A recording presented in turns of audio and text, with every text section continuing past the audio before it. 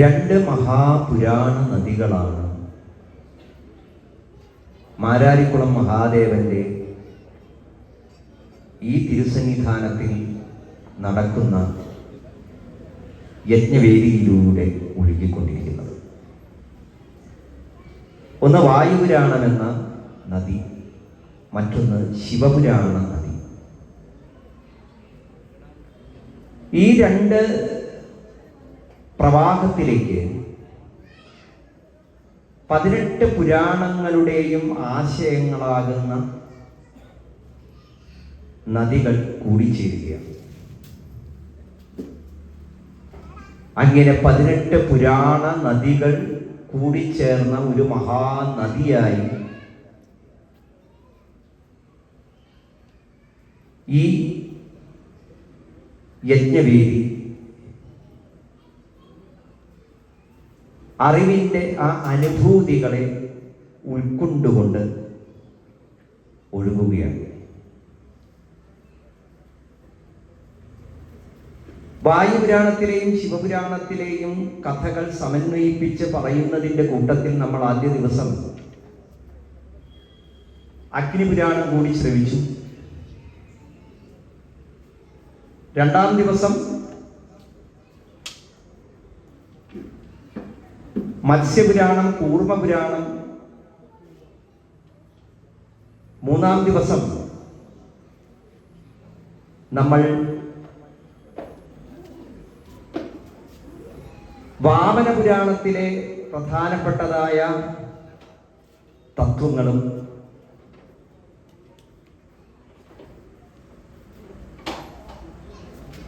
വായുപുരാണ ശിവപുരാണ സംബന്ധിയായിരിക്കുന്ന കഥകളുടെ ആശയങ്ങളും എല്ലാം കൂട്ടിച്ചേർത്ത് മനനം ചെയ്തു.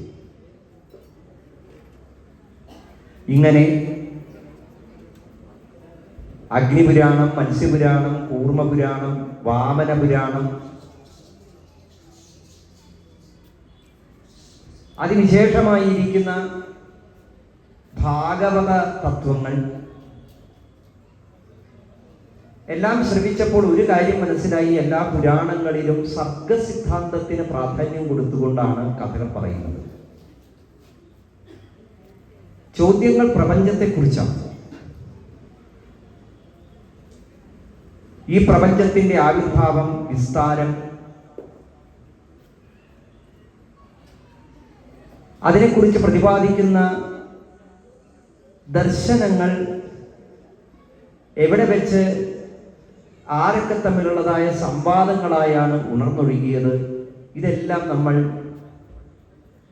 ഈ പുരാണ കഥകളിലൂടെ മനസ്സിലാക്കുകയാണ് ചെയ്യുന്നത്. ഇപ്പൊ പലപ്പോഴും പുരാണങ്ങൾ കഥകൾ മാത്രമല്ല, ഇത്തരത്തിലുള്ള സംവാദങ്ങളെ സംഭാഷണ രീതിയിൽ അവതരിപ്പിക്കുകയാണ് ചെയ്യുന്നത്. അപ്പോൾ ചില ദർശനങ്ങളെ വിസ്തരിക്കുന്നതിന് വേണ്ടി ചില പ്രത്യേക ചരിത്രങ്ങളെ ആ സന്ദർഭത്തിൽ എടുത്തു പറയുന്നു. അങ്ങനെ ഇന്ന് നാം സൂര്യവംശ ചരിത്രങ്ങളൊക്കെ കേട്ടു മധ്യാഹ്നത്തിൽ. ഇന്ന് വൈകുന്നേരം നമ്മൾ മനനം ചെയ്യുന്നത് ബ്രഹ്മാണ്ഡ പുരാണവും മാർക്കണ്ഡേയ പുരാണവുമാണ്. ഒപ്പം ഇന്നലെ വാമന പുരാണത്തിലെ ചില കഥകൾ പറഞ്ഞ് ബാക്കി നാളെ പറയാം എന്ന് പറഞ്ഞു. അതുകൂടി ചേർത്ത് വെച്ച് നമുക്ക് ഇന്നത്തെ പുരാണ മനനം ആരംഭിക്കാം. ബ്രഹ്മാണ്ഡ പുരാണം എന്ന് പറയുന്നത് പേര് പോലെ തന്നെ ഈ ബ്രഹ്മാണ്ഡത്തെ കുറിച്ചുള്ളതായ ചിന്തകളാണ് നമുക്ക് പകർന്നു തരുന്നത്. ഏകദേശം വായുപുരാണത്തോട് സാമ്യമുണ്ട് ബ്രഹ്മപുരാണത്തിന്റെ കഥന ശൈലി. വായുപുരാണം നമുക്ക് പ്രക്രിയാപാദം, അനുഷംഗപാദം, ഉപോദ്ഘാതപാദം, ഉപസംഹാരപാദം എന്നിങ്ങനെ 4 പാദങ്ങളായിട്ടാണ് സംഹിതാരൂപത്തിൽ ലഭിച്ചിട്ടുള്ളത്. അതേപോലെ തന്നെയാണ് ബ്രഹ്മാണ്ഡ പുരാണം. വായുപുരാണത്തിൽ ഉപസംഹാരപാദം പ്രളയാദികളെ കുറിച്ച് വർണ്ണിച്ചതുപോലെ ബ്രഹ്മാണ്ഡ പുരാണത്തിലും ഉപസംഹാരപാദം പ്രളയാദികളുടെ വർണ്ണനയിലൂടെ അവസാനിക്കുകയാണ്. തുടക്കത്തിലെ വായുപുരാണത്തിൽ 6 അധ്യായങ്ങളാണ് സർഗദർശനത്തിന് സൃഷ്ടി സിദ്ധാന്തം വിവരിക്കുന്നതിന് വേണ്ടി മാറ്റിവെച്ചതെങ്കിൽ ബ്രഹ്മാണ്ഡ പുരാണം 5 അധ്യായങ്ങളിലൂടെയാണ് ഇത് പറയുന്നത്. മാത്രമല്ല വായുപുരാണം പറഞ്ഞത് പരീക്ഷത്തിന്റെ പുത്രനായ ജനമേജയൻ, ജനമേജയന്റെ പുത്രനായ ശതാനീകൻ,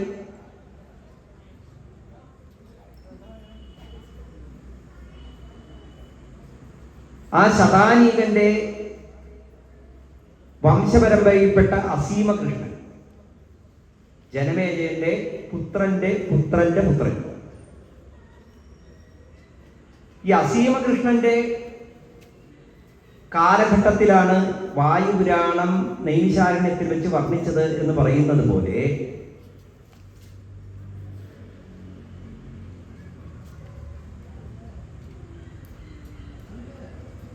പ്രസേനജിത്ത് എന്ന് പേരുള്ളതായ രാജാവിന്റെ കാലഘട്ടത്തിലാണ് നൈമിശാരണ്യത്തിൽ വെച്ച് ബ്രഹ്മാണ്ഡ പുരാണം സൂതൻ വർണ്ണിച്ചത് എന്ന് പറയുന്നു. ഈ 2 രാജാക്കന്മാരും ഒരേ കാലത്തുള്ളവരാണ്. അപ്പോൾ ഇങ്ങനെ കുറെ സമാനതകൾ വായുപുരാണത്തിനും ബ്രഹ്മാണ്ഡ പുരാണത്തിനും ഉണ്ട്. വായുപുരാണം ബ്രഹ്മാവ് വായുവിന് പറഞ്ഞു കൊടുത്തു. വായുവിൽ നിന്ന് പിന്നീട് ഉശനസ്, ബൃഹസ്പതി, സൂര്യൻ, യമൻ, ഇന്ദ്രൻ, വസിഷ്ഠൻ, സാരസ്വതൻ, ശ്രീധാമൻ മുതലായിരിക്കുന്ന പരമ്പരകളിലൂടെ പരാശരന്റെ ആ മൊഴികൾ ജാതൂകർണനിലേക്കും ജാതൂകർണനിൽ നിന്ന് വ്യാസനിലേക്കും പകർന്നു കൊടുക്കപ്പെട്ടു. അങ്ങനെയുള്ളതായ വായുപ്രോക്തമായ പുരാണം വായുപുരാണം എന്നറിയപ്പെട്ടു എന്നാണ് വായുപുരാണം പ്രാരംഭത്തിൽ തന്നെ നമ്മൾ കേട്ടത്. അതേ പരമ്പര തന്നെയാണ്. പക്ഷെ വ്യാസനാണ് ബ്രഹ്മാണ്ഡ പുരാണത്തെ വിശദീകരിക്കുന്നത്. അതിൽ സംവാദങ്ങൾ വരുന്നത് ഋഷി സംവാദങ്ങളായിട്ടാണ്. ബൃഹസ്പതി പറയുന്നു, വസിഷ്ഠൻ പറയുന്നു. ഇത്തരത്തിലുള്ള ഋഷീശ്വരന്മാരുടെ സംവാദങ്ങളിലൂടെ ഇതൾ വിരിയുന്ന ഈ ബ്രഹ്മാണ്ഡ പുരാണത്തിൽ ബ്രഹ്മർഷി വംശം വർണ്ണിക്കുന്നു. സൃഷ്ടി വർണ്ണനകളൊക്കെ കഴിഞ്ഞതിന് ശേഷം പിന്നീട് രാജർഷി വംശാവലിയെ പറയുന്നു. അതിന് ഉപോദ്ഘാത പാദം എന്ന് പറയുന്ന മധ്യഭാഗത്താണ്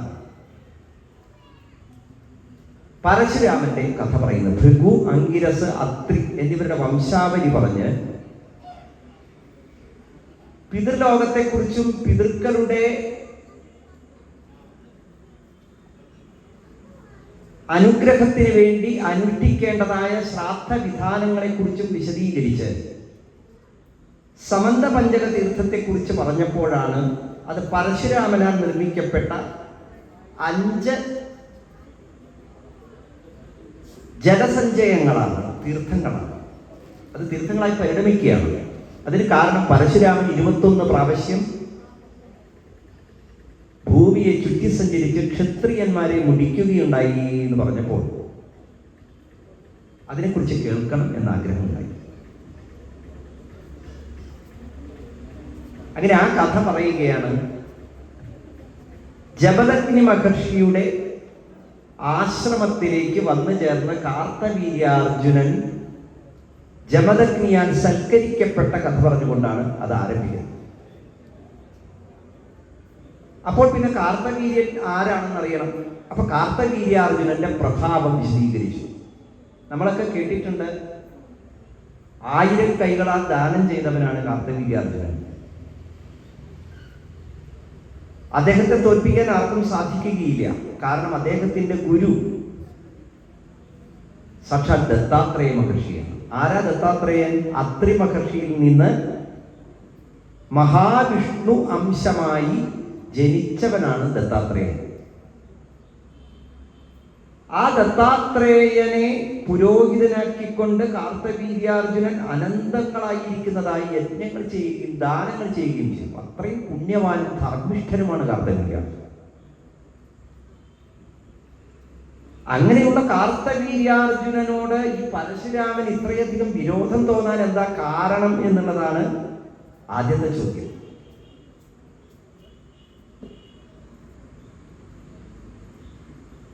മാത്രമല്ല, കാർത്തവീര്യാർജുനനെ കുറിച്ച് പറയുമ്പോൾ ബ്രഹ്മാണ്ഡ പുരാണം മറ്റൊരു കാര്യം കൂടി വ്യക്തമാക്കുന്നുണ്ട്. നമ്മൾ ഉച്ചയ്ക്ക് കേട്ട കഥയുടെ ഒരു അംശം ഈ കാർത്തവീര്യാർജുനന്റെ കഥയിലേക്ക് കൂടി പരിരസിച്ച് ചേരുന്നുണ്ട്. കഥകൾ എപ്പോഴും അങ്ങോട്ടും ഇങ്ങോട്ടും ബന്ധപ്പെട്ട് കിടക്കും. നമ്മൾ ഉച്ചയ്ക്ക് കേട്ടത് സുദർശനം സാക്ഷാൽ ശ്രീ പരമശിവൻ വലതുകാലിലെ പെരുവിരൽ കൊണ്ട് നിർമ്മിച്ച് മഹാവിഷ്ണുവിന് നൽകി എന്ന കഥ കേട്ടു. മഹാവിഷ്ണുവിന് ഈ സുദർശനം നൽകാനുണ്ടായ കാരണത്തെക്കുറിച്ച് മറ്റൊരു കഥ കൂടി ബ്രഹ്മാണ്ഡ പുരാണം പറയുന്നുണ്ട്. അത് വാമന പുരാണത്തിലും നമുക്ക് കാണാൻ സാധിക്കും. അങ്ങനെ ഒരു കഥ, അത് ശിവമാഹാത്മ്യത്തെ വ്യക്തമാക്കുന്നതായ ചരിത്രമാണ്.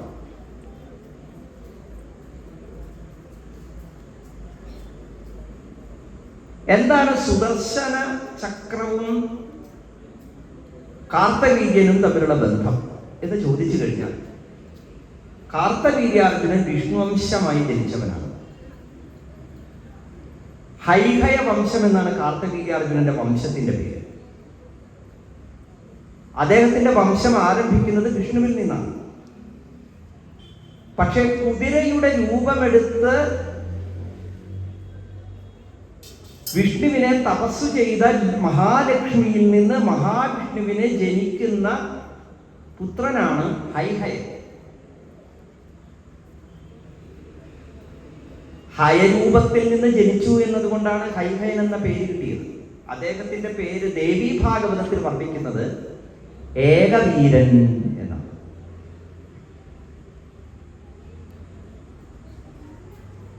അതിന് കാരണമായ കഥ ദേവി ഭാഗവതത്തില് ലക്ഷ്മി ദേവിയുടെ ഒരു കോപവും ഒരു ശാപവും ഒക്കെ ആയിട്ടാണ് പറയുന്നത്. വൈകുണ്ഠത്തിൽ വെച്ച് മഹാവിഷ്ണു ലക്ഷ്മി ദേവിയെ നോക്കി ഒന്ന് ചിരിച്ചു. ചിരിയുടെ കാരണം ചോദിച്ചു. മഹാവിഷ്ണു ഒന്നും വിടിയില്ല. അപ്പൊ ലക്ഷ്മി ദേവിക്ക് കോപം വന്നു, വിഷ്ണുവിനെ ശപിച്ചു. മഹാവിഷ്ണു ലക്ഷ്മി ദേവിയെയും ശപിച്ചു. ഈ ശാപത്തിന്റെ ഫലമായി രണ്ടുപേർക്ക് കുതിരയായി ജീവിക്കേണ്ടി വന്നു എന്നാണ്. ഇത് നമുക്ക് കേൾക്കുമ്പോൾ വളരെ ബാലിശമായ ഒരു കഥയായി തോന്നാം. പക്ഷേ ദേവി ഭാഗവതം അതിനെ വർണ്ണിക്കുന്നത് എല്ലാ അവതാരങ്ങൾക്കും എല്ലാ സംഭവങ്ങൾക്കും ഉള്ളിൽ എന്തെങ്കിലുമൊക്കെ കാരണങ്ങളുണ്ടാവും. ആ കാരണങ്ങളോ വളരെ നിസ്സാരമായ ചില കാര്യങ്ങളായിരിക്കാം. പക്ഷെ അതായിരിക്കില്ല യഥാർത്ഥ കാരണം. യഥാർത്ഥ കാരണം ഈശ്വരേച്ഛയാണ് എന്നതാണ് സൂചിപ്പിക്കുന്നത്. ഇപ്പൊ ലക്ഷ്മി ദേവി മായയാണ്. മായയുടെ പ്രഭാവത്താലാണ് മഹാവിഷ്ണുവിന് അനന്തങ്ങളായ അവതാരങ്ങൾ എടുക്കേണ്ടി വരുന്നത് എന്ന കഥ സൂചിപ്പിക്കാനാണ് ദേവി ഭാഗവതം ഈ വിഷ്ണുവും ലക്ഷ്മി ദേവിയും തമ്മിലുണ്ടായ ഒരു കലഹത്തെ കുറിച്ച് പറയുന്നത്.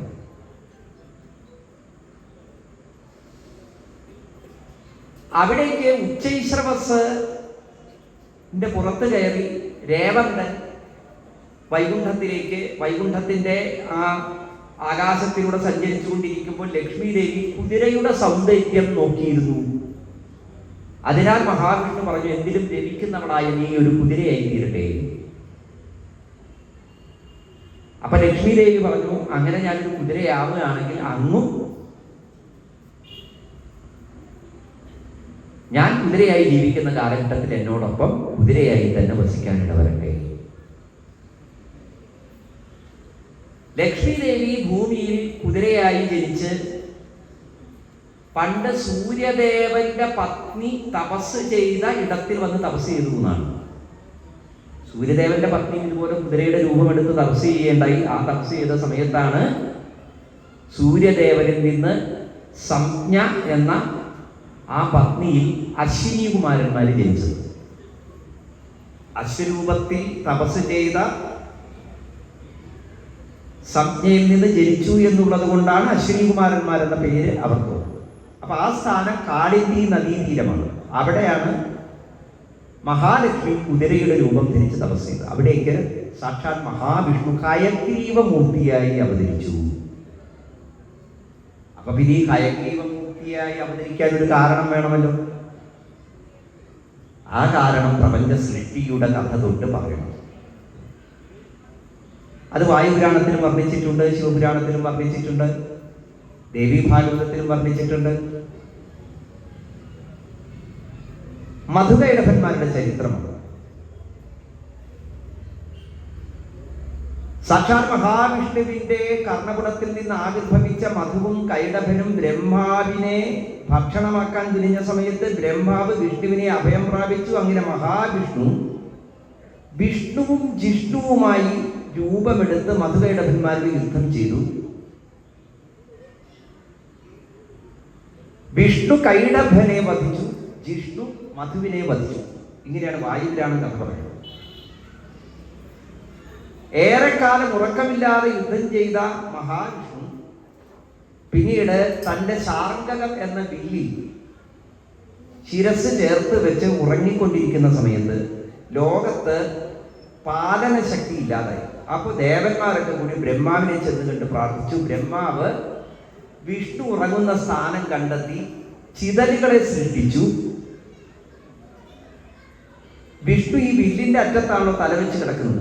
അപ്പൊ വിഷ്ണുവിനെ ഉണർത്താൻ വേണ്ടി ചിതലുകളോട് പറഞ്ഞു, നിങ്ങൾ ഈ വില്ലിന്റെ ഞാൻ കടിച്ചു മുറിക്കണം, അത് ചെയ്തു കഴിഞ്ഞാൽ നിങ്ങൾക്ക് യജ്ഞശിഷ്ടം തരാമെന്ന് പറഞ്ഞപ്പോൾ ചിതലുകൾ ആ ഞാൻ കടിച്ചു തിന്നു. ഞാൻ മുറിഞ്ഞപ്പോൾ വില്ലിന്റെ അറ്റം അവിടെ നിവർന്നു. മഹാവിഷ്ണുവിന്റെ ശിരസ് ഉടലിൽ നിന്ന് വേർവിട്ട് തെറിച്ചു. ഇതോടുകൂടി ദേവന്മാരൊക്കെ ഞെട്ടി പറഞ്ഞു, എന്തായാലും ചെയ്യുന്നത്. അങ്ങനെ ബ്രഹ്മാവ് വിഷ്ണുവിന്റെ ഉടലിൽ ഒരു കുതിരയുടെ ശിരസ് ചേർത്ത് വെച്ചു. അങ്ങനെ ഹയഗ്രീവമൂർത്തി ഉണ്ടായി.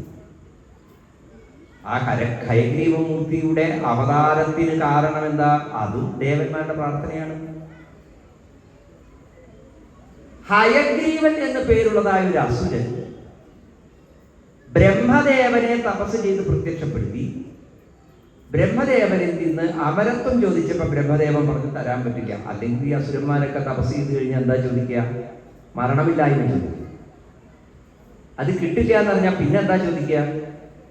ഏതെങ്കിലും വിധത്തിൽ മരിക്കാനുള്ള വരം ചോദിക്കും. സത്യത്തിൽ അവർ തപസ് ചെയ്ത് എന്തിനാ? മരിക്കാതിരിക്കാനുള്ള വരം കിട്ടാനാണ്. എന്നിട്ട് തപസ്സിന്റെ വരമായിട്ട് അവർക്ക് കിട്ടുന്നത് എന്താ? അവരാഗ്രഹിക്കുന്ന ഏതെങ്കിലും വിധത്തിലുള്ള ഒരു മരണം അവർ വരമായി ചോദിക്കും. ഈ മഹർഷിമാരൊക്കെ തപസ് ചെയ്യുന്നതും എന്തിനു വേണ്ടിയിട്ടാണ്? മരിക്കാതിരിക്കാൻ തന്നെയാണ്, അല്ലേ? നമ്മളും ആഗ്രഹിക്കുന്ന മരിക്കാതിരിക്കാനല്ലേ? അല്ലേ? ആഗ്രഹമല്ലേ? പക്ഷെ കുറച്ച് നിബന്ധനകളുണ്ട്. അതെന്താ? വയസ്സാവുന്നത്. വയസ്സായി എഴുന്നേറ്റ് നടക്കാൻ പറ്റാത്ത അവസ്ഥയിൽ മരിക്കാതിരുന്നിട്ട് എന്താ കാര്യം? വല്ല കാര്യമുണ്ട്? അപ്പൊ സൗന്ദര്യം, വീര്യം, ബലം ഇതൊക്കെ ഉണ്ടെങ്കിൽ കുറച്ചു കാലമൊക്കെ ജീവിച്ചാൽ കൊള്ളാന്നുണ്ട്, അല്ലേ? അല്ലെങ്കിലും ജീവിച്ചാൽ കൊള്ളാന്നുണ്ട്. ശരീരമൊക്കെ അനങ്ങാൻ പറ്റാണ്ടായാലും ഉള്ളിൻ്റെ ഉള്ളില് ജീവിക്കണം എന്ന് തന്നെയാണ് ഇച്ഛ. അത് ജീവൻ എപ്പോഴും ശരീരത്തോട് ചേർന്ന് നിൽക്കുമ്പോൾ അങ്ങനെയാണ്. പക്ഷെ ഋഷീശ്വരന്മാരെ മരണമില്ലായ്മയാണ് ആഗ്രഹിക്കുന്നതെങ്കിലും തപസ് ചെയ്ത് അവർ ചോദിക്കുന്ന വരം മരിക്കാതിരിക്കണേ എന്നല്ല, പകരം ജനിക്കാതിരിക്കണേ എന്നാണ്. അത്രയും വ്യത്യാസം. ജനിച്ചാലല്ലേ മരണമുള്ളൂ. അതിനെയാണ് മോക്ഷം എന്ന് പറയുക. അതൊക്കെ എളുപ്പം കിട്ടില്ല. അപ്പൊ ഹയഗ്രീവൻ എന്ന അസുരൻ ചോദിച്ചത്, അങ്ങനെയാണെങ്കിൽ എന്നെ ഒരു ഹയഗ്രീവൻ കൊന്നുകൊള്ളട്ടെ. ഹയഗ്രീവൻ ആരാ? ഞാനല്ലേ. ഞാൻ എന്നെ കൊല്ലില്ലല്ലോ എന്നായിരുന്നു മൂഢനായ അസുരൻ വിശ്വസിച്ചത്. എന്നിട്ടോ ഈ ഹയഗ്രീവമൂർത്തി എന്ത് ചെയ്തു? ഈ ബ്രഹ്മാവിനോട് അങ്ങയുടെ കയ്യിലുള്ള വേദമൊക്കെ ഇങ്ങോട്ട് തരുമെന്ന് പറഞ്ഞു. ബ്രഹ്മാവിന് വേദം കൊടുക്കേണ്ടി വന്നു. വേദം ഹയഗ്രീവനിൽ എത്തിയതോടെ ലോകത്ത് യജ്ഞങ്ങൾ ഇല്ലാതായി. ബ്രാഹ്മണര് വേദം മറന്നു. അതോടുകൂടി ക്രിയാകാണ്ഡങ്ങൾ ഇല്ലാതായി. യജ്ഞാത്വർഷന് പർജന്യ പർജന്യാതന്ന സംഭവ അന്നാഭവന്തി ഭൂതാൻ. പ്രകൃതിയുടെ താളം തെറ്റി മഴ പെയ്യാതായി, വിത്ത് പൊട്ടി മുളയ്ക്കാതായി, ജീവജാലങ്ങളൊക്കെ രോഗാതുരായി. അപ്പോഴാണ് ദേവന്മാരൊക്കെ പ്രാർത്ഥിച്ചത്. ആ പ്രാർത്ഥനയുടെ ഫലമായി മഹാവിഷ്ണു ഹയഗ്രീവനെ വധിക്കുമെന്ന് പ്രതിജ്ഞ ചെയ്തു. വധിക്കാൻ വേണ്ടി ഹയഗ്രീവ മുക്തിയായി ഇതാ അവതരിച്ചു. അവതരിക്കാൻ ചില കാരണങ്ങളും ഉണ്ടായി. എന്തൊക്കെ കാരണങ്ങളിലൂടെ കടന്നുപോയി. ഇതിനെ സൂചിപ്പിക്കുന്ന വിധത്തിലാണ് ദേവി ഭാഗവതം. മായയാണ് എല്ലാം എന്ന തത്വത്തെ സൂചിപ്പിക്കാൻ. മാത്രമല്ല, പ്രകൃതിയിൽ ഈ പരിണാമങ്ങളും ചലനങ്ങളും ഒക്കെ ഉണ്ടാവുന്നത് ത്രിഗുണശക്തി കൊണ്ടാണ്. അപ്പൊ ലക്ഷ്മി ദേവിയിൽ ഒരു താമസീയ ശക്തി പ്രവേശിച്ചത് കൊണ്ടാണ് ലക്ഷ്മി ദേവിക്ക് കോപം വന്നത്. അപ്പൊ മായയുടെ 3 ഭാവങ്ങളാണ് സാത്വിക, രാജസ, താമസ ഗുണങ്ങൾ. ഈ 3 ഭാവങ്ങളും പ്രപഞ്ചത്തെ പരമമായിരിക്കുന്നതായ ആ ഭഗവതിയുടെ ഇച്ഛയ്ക്കനുസരിച്ച് പ്രവർത്തിപ്പിച്ചുകൊണ്ടിരിക്കുന്നു എന്ന് ദർശനം. അങ്ങനെയുള്ള ഹയഗ്രീവമൂർത്തി ഹയഗ്രീവനെ വധിച്ച് വേദങ്ങൾ വീണ്ടെടുത്തു.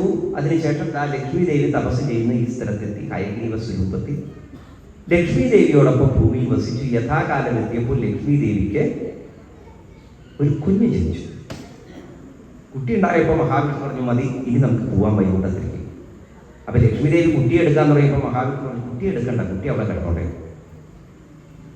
അതെന്താ ഇപ്പൊ പറഞ്ഞു? ഇവൻ ഈ ലോകത്ത് വലിയൊരു വംശത്തിന്റെ സ്ഥാപകനായിരുന്നു. ഇവന്റെ പേരിൽ ആ വംശം അറിയപ്പെടും. ഇവനെ വളർത്താൻ വേണ്ടി എന്നെ തന്നെ പ്രാർത്ഥിക്കുന്ന, നമ്മളെ രണ്ടുപേരെയും ലക്ഷ്മി നാരായണ സ്വരൂപത്തിൽ പ്രാർത്ഥിക്കുന്ന ഒരാൾ ഇവിടെ എത്തിച്ചേരും. ഇത്രയും കേട്ടപ്പോൾ ലക്ഷ്മി ദേവി ആ കുഞ്ഞിനെ ആ നദിയുടെ തീരത്ത് കിടത്തി മഹാവിഷ്ണുവിനോടൊപ്പം കുതിരയുടെ രൂപം വെടിഞ്ഞ് രണ്ടുപേരും വൈകുണ്ഠത്തിലേക്ക്. അപ്പോഴാണ് ചമ്പക വിദ്യാധരൻ ആകാശമാർഗത്തിലൂടെ സഞ്ചരിച്ചു കൊണ്ടിരിക്കുമ്പോൾ പുഴയുടെ തീരത്ത് അതിസുന്ദരനായ കുട്ടിയെ കണ്ടു. കുട്ടിയെ വേഗം വാരിയെടുത്തു നേരെ ദേവലോകത്ത്. ഇത് ഏതാ കുട്ടി എന്നറിയാൻ വേണ്ടി ഇന്ദ്രനോട് ചോദിച്ചു. ഇന്ദ്രൻ പറഞ്ഞു, എവിടെ നിന്ന് എടുത്തേച്ച് അവിടെ കൊണ്ടുപോയി കിടത്തിക്കും. ഇത് സാക്ഷാൽ ലക്ഷ്മീനാരായണ അംശത്തിൽ നിന്ന് ജനിച്ച കുഞ്ഞാണ്. ഇവനെ മനുഷ്യരാണ് എടുത്ത് വളർത്തേണ്ടത്, അല്ലാതെ ഗന്ധർവന്മാരെ അപ്സരസുകളൊന്നുമല്ല. മനുഷ്യലോകത്ത് ദാനധർമാദികളെ ഊട്ടി ഉറപ്പിക്കുന്നതിന് വേണ്ടിയാണ് ഈ ഒരു അവതാരം തന്നെ ഉണ്ടായിട്ടുള്ളത് എന്ന് പറഞ്ഞപ്പോൾ ചമ്പക വിദ്യാധരൻ വേഗം ആ കുഞ്ഞിനെ കൊണ്ടുപോയി നദീതീരത്ത് തന്നെ കിടത്തി. അപ്പോഴാണതാ അതിലൂടെ തുർവസു എന്ന മഹാരാജാവ് സന്തതികളില്ലാതെ വിഷമിച്ച് ലക്ഷ്മീനാരായണമൂർത്തിയെ തപസ് ചെയ്തുകൊണ്ട് അവിടെ വസിക്കുന്നുണ്ടായിരുന്നു. അദ്ദേഹം ഈ നദീതീരത്തോട് സഞ്ചരിച്ചുകൊണ്ടിരിക്കും. ഈ കുട്ടിയെ കണ്ടു. ഈശ്വരൻ തന്ന വരദാനം എന്ന് മനസ്സിലാക്കി അവിടെ ഒരു അശരീരി ഉണ്ടായി. തുർവസു ആ കുഞ്ഞിനെ എടുത്ത് വളർത്തി. ഇത് ലക്ഷ്മീനാരായണ അംശമാണ് എന്ന് മനസ്സിലായി. അവനെ എടുത്തുകൊണ്ടുപോയി വളർത്തി. അവനാണ് ഏകവീരൻ, ഹൈഹയൻ എന്നൊക്കെ പേരിൽ അറിയപ്പെടുന്നത്. ഈ തുർവസു ആരാ? യയാതിയുടെ മകനാണ്. യയാതിക്ക് ദേവയാനിയിലും ശർമ്മിഷ്ഠയിലും അനുരുക്യു പുരു തുർവസു യദു എന്നിങ്ങനെ 5 മക്കളുണ്ടായി എന്നുള്ള കഥയൊക്കെ ഞാൻ പറഞ്ഞുകൂടെ ദേവയാനിയുടെ ശർമ്മിഷ്ഠയിൽ. ആ കഥ പറയാൻ കാരണം വായുപുരാണത്തിൽ തുർവസുവിന്റെ വംശത്തെ വിസ്തരിക്കുന്നുണ്ട്. ആ വംശം പിന്നെ നാമാവശേഷമായി പോയി എന്ന് പറഞ്ഞ് കഥ അവസാനിപ്പിക്കുകയാണ് വായുപുരാണം. പക്ഷെ എങ്ങനെയാണ് നാമാവശേഷമായി പോയത്? ആ വംശം നാമാവശേഷമാകാൻ എന്തൊക്കെ കാരണങ്ങളാണ് ചരിത്രത്തിൽ പറയുന്നത് എന്ന് മനസ്സിലാവണമെങ്കിൽ ബ്രഹ്മാണ്ഡ പുരാണം. അപ്പൊ വായുപുരാണത്തിലെ ഈ തുർവസു വംശ ആവിർഭാവത്തിന്റെ കഥ ദേവി ഭാഗവതത്തിലെ ഹയഗ്രീവമൂർത്തിയുടെ കഥയുമായി ബന്ധപ്പെടുത്തി ഇനി നമുക്ക് എത്തേണ്ടത് ഈ തുർവസുവിന്റെ വംശമായ ഹൈഹയ വംശമായി മാറിയ ഏകവീരന്റെ വംശത്തിൽ കാർത്തവീര്യാർജുനൻ ജനിച്ചതും കാർത്തവീര്യാർജുനന്റെ മക്കൾ അവരുടെ വംശം അതെങ്ങനെ നശിച്ചുപോയി. അപ്പൊ ലക്ഷ്മീനാരായണാംശത്തിൽ ജനിച്ചവനായ ഏകവീരൻ വിഷ്ണുവിനെ തന്നെയാണ് ധ്യാനിച്ചത്. ദത്താത്രേയ മഹർഷിയെ തന്നെയാണ് ഗുരുവായി വെച്ചത്. അപ്പൊ ആ വംശത്തിന്റെ തന്നെ ഗുരുവായി ദത്താത്രേയ മഹർഷി. ആ വംശത്തിൽ വിഷ്ണു വംശത്തോടു കൂടി ഒരു അവതാരം ഉണ്ടാകും എന്ന് ദത്താത്രേയൻ അനുഗ്രഹിച്ചു. ആ അവതാരമാണ് കാർത്തവീര്യൻ. അപ്പൊ ആരുടെ അവതാരമാണ് കാർത്തവീര്യൻ? സാക്ഷാൽ മഹാവിഷ്ണുവിൻ്റെ ആയുധമായ സുദർശന ചക്രം തന്നെയാണ് കാർത്തവീര്യാർജുനായി അവതാരം കൈക്കൊണ്ടത്.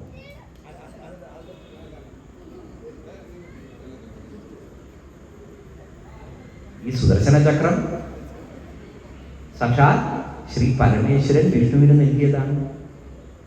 ശ്രീ പരമശിവൻ ഈ സുദർശന ചക്രം എന്തിനു വേണ്ടിയാണ് നിർമ്മിച്ചത്? ജലന്ധരവധത്തിന് വേണ്ടിയാണ്. ആരായി ജലന്ധര?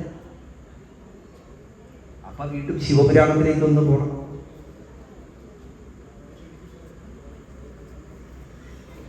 സാക്ഷാൽ പാർവതി പരമേശ്വരന്മാർ കൈലാസത്തിൽ സ്വൈരവിഹാരം ചെയ്തുകൊണ്ടിരിക്കുന്ന ഒരു കാലം. പരമശിവൻ ഇങ്ങനെ ധ്യാനനിമഗ്നനായിരിക്കുന്ന ഈ സമയത്ത് പാർവതി ദേവി വേഗം കളിയായി പരമശിവന്റെ പിന്നിൽ വന്ന് രണ്ട് കൈകൊണ്ടും കണ്ണിങ്ങനെ പൊത്തി. ഇപ്പൊ പാർവതി ദേവിയുടെ കൈകളില് നവരത്നഖചിതമായിരിക്കുന്ന മോതിരമുണ്ട്, അതിന്റെ പ്രകാശം. ഒപ്പം മഹാദേവന്റെ മൂന്നാം കണ്ണ് അഗ്നിയാണല്ലോ. ആ അഗ്നിയും തടയപ്പെട്ടു. രണ്ട് കണ്ണുകൾ സൂര്യചന്ദ്രന്മാരാണ്. അതിന്റെ പ്രകാശധാരകളും ഒക്കെ തടയപ്പെട്ടു, ഇരുട്ടായി. ഭഗവാന്റെ കണ്ണ് പാർവതി ദേവി ഇങ്ങനെ പൊത്തിക്കഴിഞ്ഞപ്പോൾ ലോകം മുഴുവൻ ഇരുട്ട് വരുന്നു. പെട്ടെന്ന് പാർവതി ദേവിയുടെ കൈകളാകെ തപിച്ച് വിയർത്ത് ഈ പ്രകാശധാരകളൊക്കെ കൂടി ചേർന്ന് ആ വിയർപ്പ് തുള്ളികൾ ഭൂമിയിലും നിപതിച്ചു. ചൈതന്യം കൂടി ചേർത്ത് മഹാദേവന്റെ തിരുനെറ്റിയിലെ വിയർപ്പ് തുള്ളികളും പാർവതി ദേവിയുടെ കൈകളിലെ വിയർപ്പ് തുള്ളികളും എല്ലാം കൂടിച്ചേർന്ന് ഭൂമിയിൽ നിപതിച്ച സമയത്ത് ഉഗ്രമായ ശബ്ദത്തോടുകൂടി ഒരു കരച്ചിൽ കേട്ടു. പാർവതി ദേവി പേടിച്ചു. നോക്കിക്കഴിഞ്ഞപ്പോൾ അതാ മുമ്പില് ഒരു വിചിത്ര ജീവി ഉറക്ക കരയാണ്. കറുത്തിരുണ്ട രൂപം, കണ്ണുകളുടെ ഭാഗത്ത് രണ്ട് കുഴികളാണ്. ജനിച്ചപ്പോഴേ വായിൽ ദംഷ്ട്രകളുണ്ട്. അങ്ങനെയുള്ളതായ ഒരു രൂപം. ഇത് കണ്ടു കഴിഞ്ഞപ്പോൾ പേടിച്ചു വിറച്ചു. ഇങ്ങനെ ഒരു വികൃത സത്വം, ഇത് എവിടെ നിന്ന് വന്നു? പാർവതി പേടിച്ചു നിൽക്കുമ്പോൾ മഹാദേവൻ വേഗം പാർവതി ദേവിയുടെ കൈ പിടിച്ച് പറഞ്ഞു, അല്ലയോ ദേവി, ഇത് നമ്മുടെ മകൻ തന്നെയാണ്. ദേവിയിലും എന്നിലുമുള്ളതായ ആ താമസീയ ശക്തിയിൽ നിന്നാണ് ഇവൻ ജനിച്ചിട്ടുള്ളത്. അന്ധതയിൽ നിന്ന് ജനിച്ചത് കൊണ്ട് ഇവന് അന്ധകൻ എന്ന് തന്നെ നമുക്ക് പേര് വിളിക്കാം. മകനാണ് എന്ന് പറഞ്ഞപ്പോഴേക്കും പാർവതി ദേവിയുടെ ഭയമൊക്കെ മാറി വേഗം ആ കുട്ടിയെ രണ്ട് കൈകൊണ്ട് വാരിയെടുത്ത് മാറോട് ചേർത്ത് മടിയിൽ വെച്ചു. അങ്ങനെ ഇരിക്കെയാണ് ദൈത്യമാതാവായിരിക്കുന്ന ദിതിയുടെ മക്കൾ ഹിരണ്യാക്ഷനും ഹിരണ്യകശിപുവും. അതിൽ ഹിരണ്യാക്ഷൻ സന്തതികളില്ലാതെ വളരെയധികം വിഷമിച്ചു. ത്രിലോകങ്ങളെയൊക്കെ ജയിച്ചു എന്ന് പറഞ്ഞിട്ട് കാര്യമില്ല, ഒരു സന്തതിയില്ല. അപ്പൊ ഹിരണ്യാക്ഷൻ വേഗം ഹിമാലയ സാനുക്കളിൽ വന്ന് സാക്ഷാൽ ശ്രീരുദ്ധനെ തപസ് ചെയ്യുകയായിരുന്നു. പാർവതി പരമേശ്വരന്മാർ ഈ ഹിരണ്യാക്ഷന്റെ മുമ്പിലെത്തി അനുഗ്രഹിച്ചു.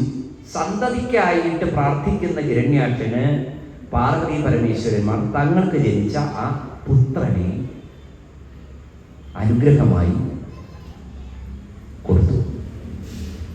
ഹിരണ്യാക്ഷന് വലിയ സന്തോഷമായി. ലോകമാതാപിതാക്കളായ പാർവതി പരമേശ്വരന്മാർ തനിക്കൊരു പുത്രനെ തന്നിരിക്കുന്നു.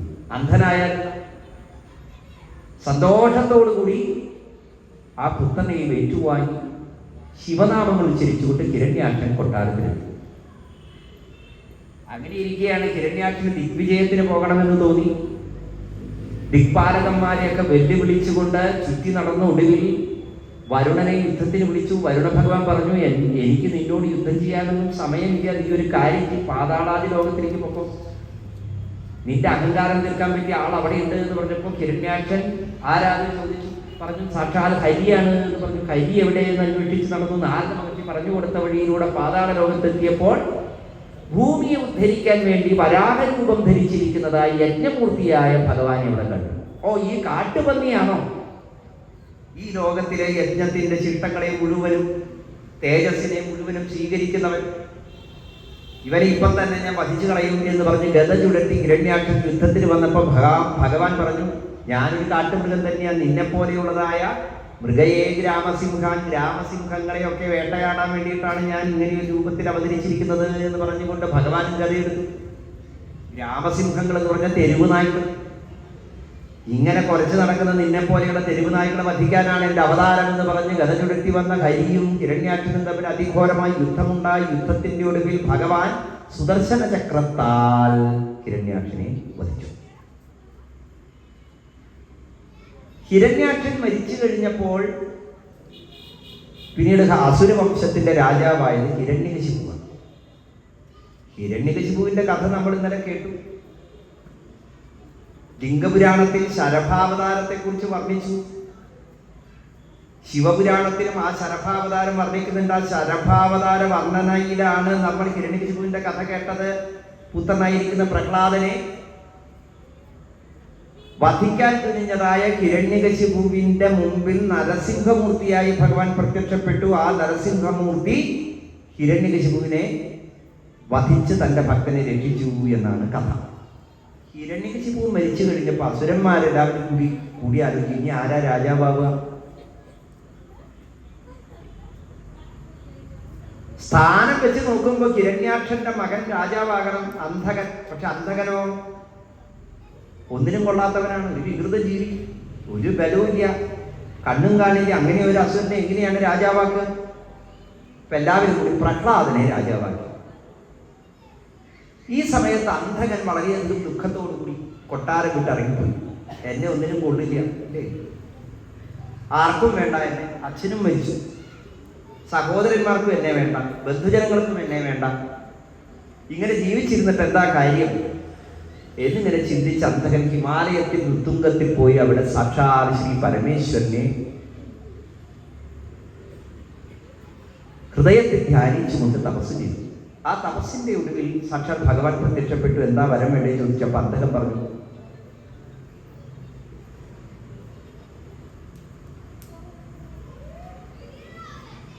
അന്ധകാസുരൻ സാക്ഷാൽ ബ്രഹ്മദേവനെയാണ് തപസ് ചെയ്തത്. ബ്രഹ്മദേവൻ ചോദിച്ചു എന്താ വരം വേണ്ടേ ചോദിച്ചപ്പോൾ അന്ധകാസുരൻ പറഞ്ഞു, എനിക്ക് ത്രൈലോക്യങ്ങളെയും കീഴടക്കുവാനുള്ളതായ ബലം വേണം, സൗന്ദര്യം വേണം, ഓജസ് വേണം, അജയ്യത വേണം, എന്നെ ആരും വധിക്കാൻ പാടില്ല.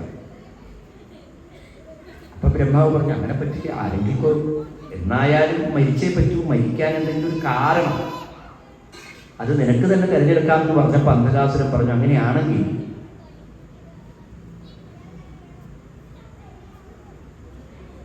എൻ്റെ അമ്മയെപ്പോലുള്ളതായ ഒരു സ്ത്രീയോട് എനിക്ക് കാമം തോന്നിയാൽ അന്ന് ഞാൻ മരിച്ചു കൊണ്ടേ. എനിക്ക് അമ്മയും അച്ഛനും ആരുമായൊരു ബന്ധവുമില്ലല്ലോ. അപ്പൊ തനിക്ക് അമ്മയ്ക്ക് തുല്യയായിരിക്കുന്നതായ ഒരു സ്ത്രീയോട് ധർമ്മവിരുദ്ധമായിരിക്കുന്നതായ ഭാവം ഉണ്ടായിക്കഴിഞ്ഞാൽ അന്ന് മരണമുണ്ടാവട്ടെ എന്നാണ് പ്രാർത്ഥന. ആ പ്രാർത്ഥന കേട്ട് ബ്രഹ്മദേവൻ അനുഗ്രഹിച്ചു.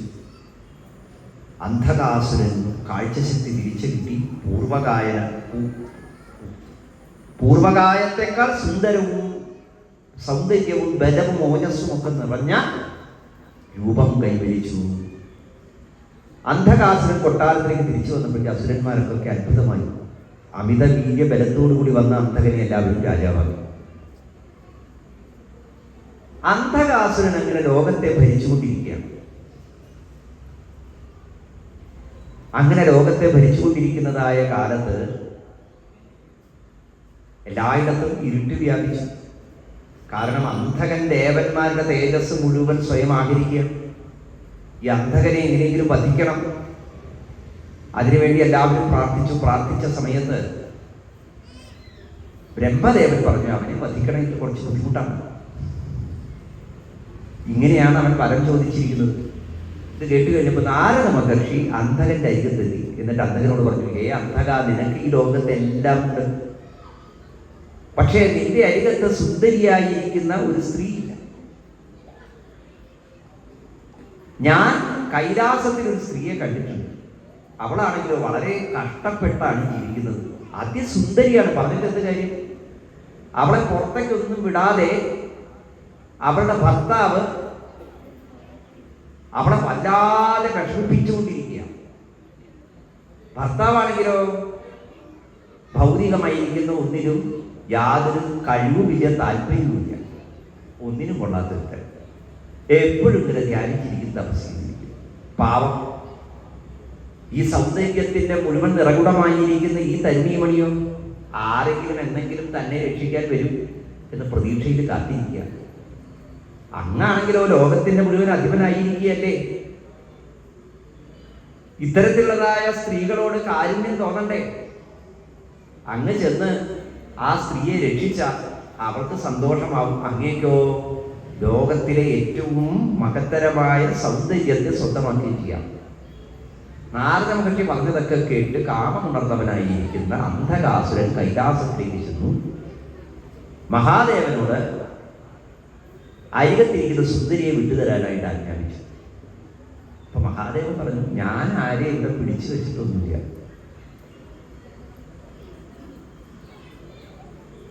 ഓരോരുത്തരും ഇവിടെ എത്തുന്ന അവരവരുടെ സമർപ്പണ ഭാവത്തോടു കൂടിയാണ്.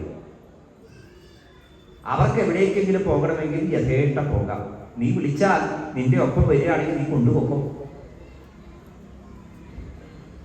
അപ്പൊ അന്ധകാസുരന് കൂടുതൽ കോപമായി. പാർവതീദേവി ഇങ്ങനെ കാമഭാവത്തോടു കൂടി നോക്കിയത് ക്രുദ്ധയായ പാർവതിയുടെ ആ കണ്ണുകളിൽ നിന്നൊരു തേജസ് പ്രവഹിച്ചു. അന്ധകനാണ് നോക്കാൻ പോലും പറ്റാത്ത അവസ്ഥയിൽ. അപ്പോഴേക്കും മഹാദേവൻ രൗദ്രഭാവത്തെ കൊണ്ട് അന്ധകനെ വധിക്കുന്നതിനായി തൃശൂലം കയ്യിലെടുത്ത് അതിഘോരമായി യുദ്ധമുണ്ടായി. യുദ്ധത്തിനൊടുവിൽ തന്റെ തൃശൂലത്തിൽ അന്ധകനെ കോർത്ത്, തൃശൂലത്തിൽ കോർത്തു കിടക്കുന്നതായ അന്ധകനാകട്ടെ മരിച്ചില്ല. അങ്ങനെ തന്നെ കിടന്നു, എല്ലാം തോരുമായി. എത്രയെത്ര യുഗങ്ങൾ മഞ്ഞും വെയിലും മഴയും ഒക്കെ കൊണ്ട് കിടന്നവനായ അന്ധകൻ അവസാനം ഭഗവാനെ സ്തുതിച്ചു.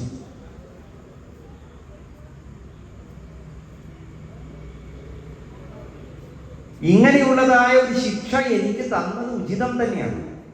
കാരണം ലോകത്തിൽ ഒരാൾ ഇത്തരത്തിലുള്ളതായ അധർമ്മം ചെയ്യാത്ത വിധം അധർമ്മിയായ എന്നെ ഭഗവാൻ ശിക്ഷിച്ചുവല്ലോ. അന്ധകാസുരന്റെ സ്തുതി വളരെ വിശേഷമായിട്ടാണ് ശിവപുരാണത്തിൽ വർണ്ണിച്ചിരിക്കുന്നത്. ഈ അന്ധകന്റെ കഥ വായുപുരാണത്തിൽ ചുരുക്കി പറയുന്നുമുണ്ട്. മറ്റു പുരാണങ്ങളിലും ഈ അന്ധകേശ്വര ചരിതം തീർത്ഥമാഹാത്മ്യമായിട്ടും മറ്റും വിശദീകരിക്കുന്നുണ്ട്. അങ്ങനെ ഭഗവാനെ സ്തുതിച്ച അന്ധകനെ ഭഗവാൻ അനുഗ്രഹിച്ചു. എന്ത് വരമാണ് വേണ്ടത് ചോദിച്ച അന്ധകൻ പറഞ്ഞു, അവിടുന്ന് എന്നെ, അവിടുത്തെ ഈ ദിവ്യമായിരിക്കുന്ന രൂപം ഒരിക്കലും ലോകമാതാപിതാക്കളായ പാർവതി പരമേശ്വര സ്വരൂപം എൻ്റെ ഉള്ളിൽ നിന്ന് ഒരിക്കലും മായാത്ത വിധം എന്നെ അനുഗ്രഹിക്കണം എന്ന് പറഞ്ഞു. അങ്ങനെ അന്ധകനെ ഭഗവാൻ അനുഗ്രഹിച്ച് ശുദ്ധനാക്കി തൻ്റെ ഗണാധിപ സ്ഥാനം കൊടുത്തു.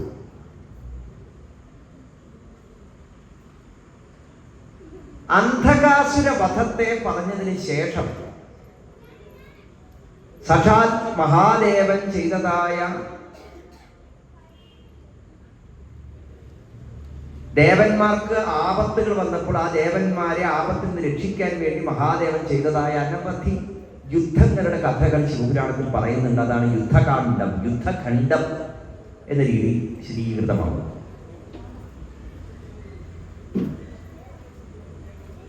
അതിൽ വളരെ പ്രധാനപ്പെട്ട ഒരു കഥ കൂടിയാണ്. പാലാഴി മഥനത്തിന് ശേഷം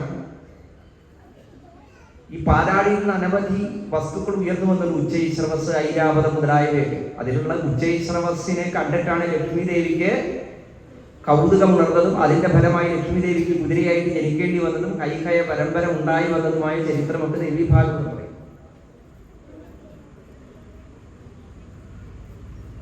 വായുപുരാണത്തിൽ ഈ അമൃതമഥന കഥ പറഞ്ഞിട്ട് പറയുകയാണ്, ഈ അമൃത മഥനത്തിന് ശേഷം അതിൻ്റെ അടിത്തട്ടിൽ നിന്ന് ഉഗ്രമായിരിക്കുന്നതായ ഒരു ആസുരഭാവം ഒരു ശിശുവായിട്ട് ജനിക്കുകയുണ്ടായി. ജലത്തിൽ നിന്ന് ജനിച്ചു, ജലം ധരിച്ചു എന്നുള്ളതിനാൽ അവന് ജലന്ധരൻ എന്ന പേര് വന്നു. ഈ ജലന്ധരൻ ഉറക്കെ കരഞ്ഞപ്പോൾ ബ്രഹ്മാവാണ് വന്നെടുത്ത് ജലന്ധരന് നാമകരണമൊക്കെ ചെയ്തതും അവൻ വളർന്നു വലുതായി അവന് വൃന്ദ എന്നതായ ഒരു സുന്ദരിയെ വിവാഹം ചെയ്തു കൊടുത്തു ബ്രഹ്മാവ്. ശിവപുരാണത്തിൽ ഈ കഥ കുറച്ച് വിസ്തരിച്ച് പറയുന്നു. വായുപുരാണത്തിൽ ഇതൊന്നും പറയുന്നില്ല. ജലന്ധരനെ ഭഗവാൻ വധിക്കുന്ന രംഗമാണ് വായുപുരാണത്തിൽ വിസ്തരിക്കുന്നത്.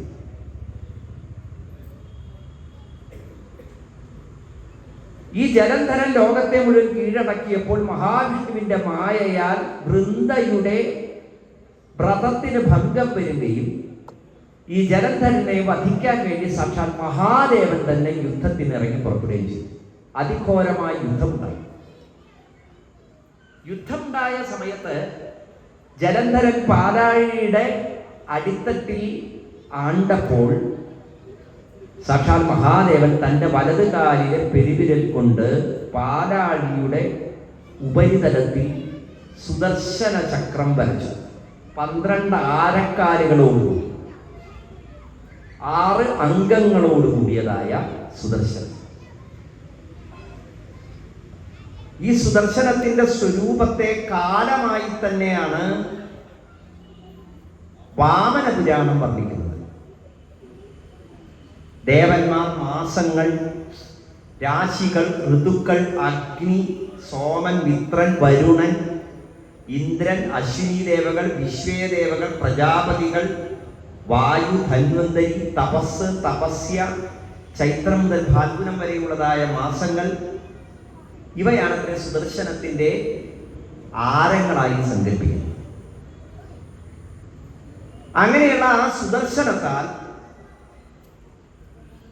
ജലന്ധരൻ വധിക്കപ്പെട്ടു. ജലന്ധരവധത്തിന് വേണ്ടി സാക്ഷാൽ ശ്രീ പരമേശ്വരനാൽ നിർമ്മിക്കപ്പെട്ടതായ ഈ സുദർശനം മഹാവിഷ്ണുവിന്റെ കൈകളിലെത്താൻ ഒരു കാരണമുണ്ട്. ആ കാരണം ശിവപുരാണത്തിൽ പറയുന്നത് മഹാവിഷ്ണു സാക്ഷാൽ ഭഗവാനെ സ്തുതിച്ചു.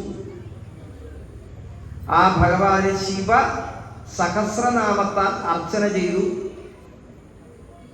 സംപ്രീതനായ ഭഗവാൻ സുദർശന ചക്രം നൽകി എന്നാണ്. പക്ഷേ മഹാവിഷ്ണു ഈ ശിവസഹസ്രനാമം ചൊല്ലി ശിവനെ സ്തുതിക്കാനുണ്ടായ കാരണം എന്താണെന്ന് മനസ്സിലാവണമെങ്കിൽ നമ്മളിപ്പം ഇങ്ങനെ കറങ്ങിക്കൊണ്ടിരിക്കുകയാണ്. ബ്രഹ്മാണ്ഡ പുരാണം, വായുപുരാണം, ശിവപുരാണം, വാമന പുരാണത്തിലേക്ക് എത്തണം. വിഷ്ണു എന്തിനാണ് ശിവനെ തപസ് ചെയ്തത്? സുദർശന ചക്രം കിട്ടാൻ. അപ്പൊ വാമന പുരാണം പറയുന്ന ഒരു കഥയുണ്ട്. അത് ശ്രീതാമാവിന്റെ കഥയാണ്. ഈ ശ്രീതാമാവ് എന്ന് പേരുള്ളതായ ഒരു ബ്രാഹ്മണൻ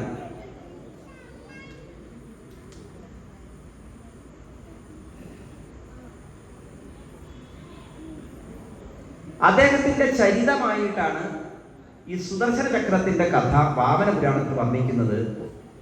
വീതമന്യു, ആത്രേയി എന്നിങ്ങനെ പേരുകളുള്ള ബ്രാഹ്മണ ദമ്പതിമാര് അവര് മക്കളില്ലാതെ വളരെയധികം വിഷമിക്കുകയായിരുന്നു.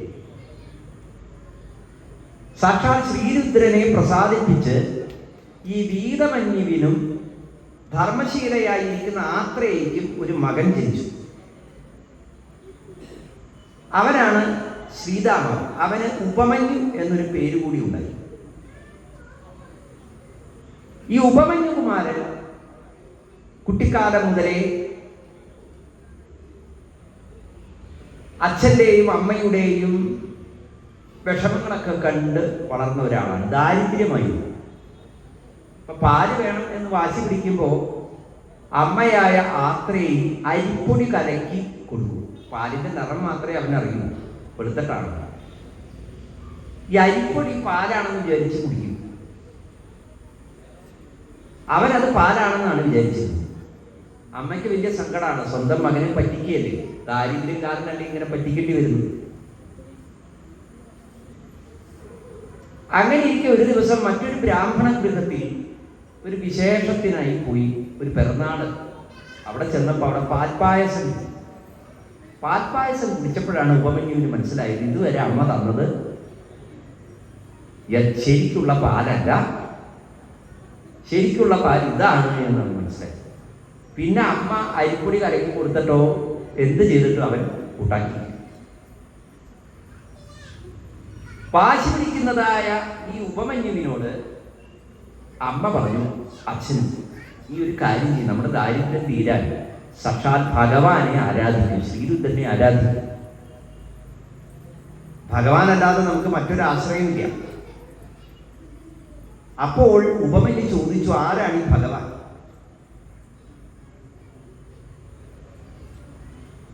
ഈ ഉപമന്യുവിന്റെ ചോദ്യത്തിന്റെ ഉത്തരമായിട്ടാണ് ഈ ശ്രീതാമാവിന്റെ കഥ പറയുന്നത്. ശ്രീതാമാവ് എന്ന് കേൾക്കുമ്പോൾ നമ്മൾ പുരാണത്തിൽ ഒരുപാട് ശ്രീതാമാക്കളെ കേൾക്കുന്നുണ്ട്. കുചേരന്റെ പേരൊക്കെ ശ്രീതാമാവായിട്ടും സുധാമാവായിട്ടും ഒക്കെ നമ്മൾ പറയാറുണ്ട്. ഇത് പക്ഷെ ഒരു അസുരനാണ്.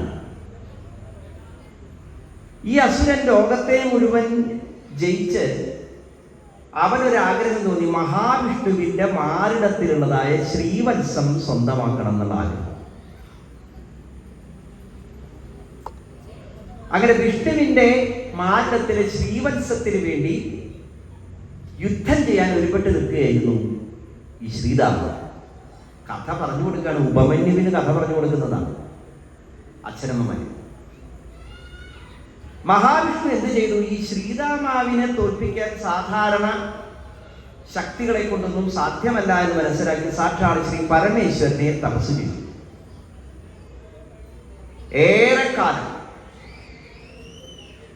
ഒറ്റ വിരൽ ഭൂമിയിൽ ഊന്നിക്കൊണ്ടാണ് മഹാവിഷ്ണു തപം ചെയ്തത്. ആ തപസ്സിന്റെ ഒടുവിൽ സാക്ഷാൽ ശ്രീ മഹേശ്വരൻ പ്രത്യക്ഷപ്പെട്ടു. വിഷ്ണുവിനോട് ചോദിച്ചു, എന്ത് വരമാണ് വേണ്ടത്? അപ്പൊ പറഞ്ഞു, ശ്രീരാമൻ എന്ന അസുരൻ എന്റെ ശ്രീവത്സം തട്ടിയെടുക്കാൻ വേണ്ടി ശ്രമിക്കുന്നു. അവൻ ലോകത്തിന് മുഴുവൻ അപകടകരമായി മാറിയിരിക്കുന്നു, അപകടകാരിയായി മാറിയിരിക്കുന്നു. അവനെ വധിക്കാൻ തക്കതായ ഒരു ആയുധം എനിക്ക് വേണം.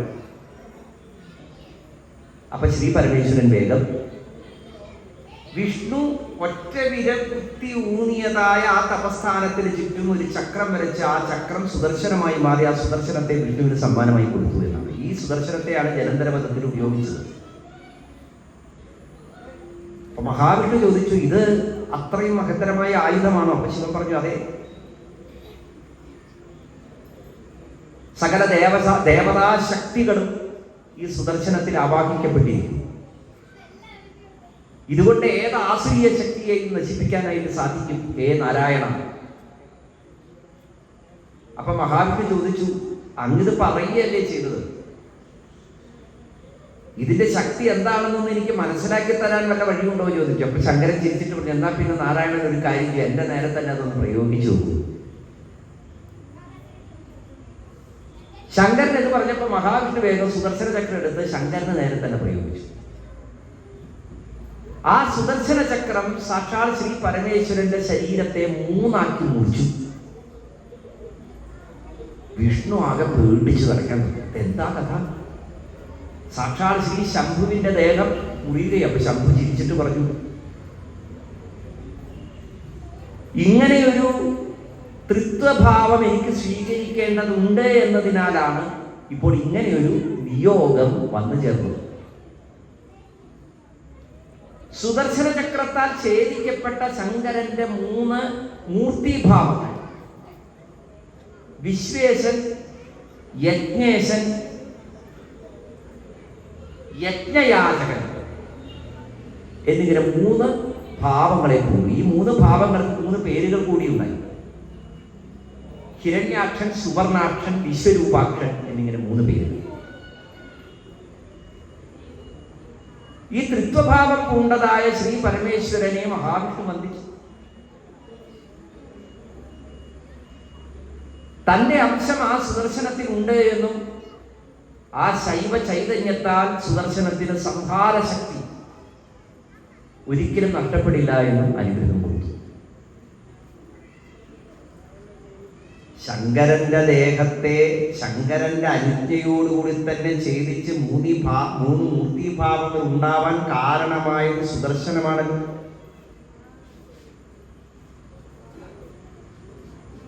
അതിൻ്റെതായിരിക്കുന്നതായ ആ കർമ്മഫലത്തെ അനുഭവിക്കുന്നതിന് വേണ്ടി സുദർശനത്തിന് ഭൂമിയിൽ മനുഷ്യനായി അവതരിക്കേണ്ടി വന്നു. ആ മനുഷ്യാവതാരമാണ് നമ്മൾ തുടങ്ങി വെച്ച കാർത്തവീര്യാർജുനൻ എന്ന് പറയുന്ന രാജാവ്. ഇപ്പൊ വാമനപുരാണത്തിൽ നിന്ന്,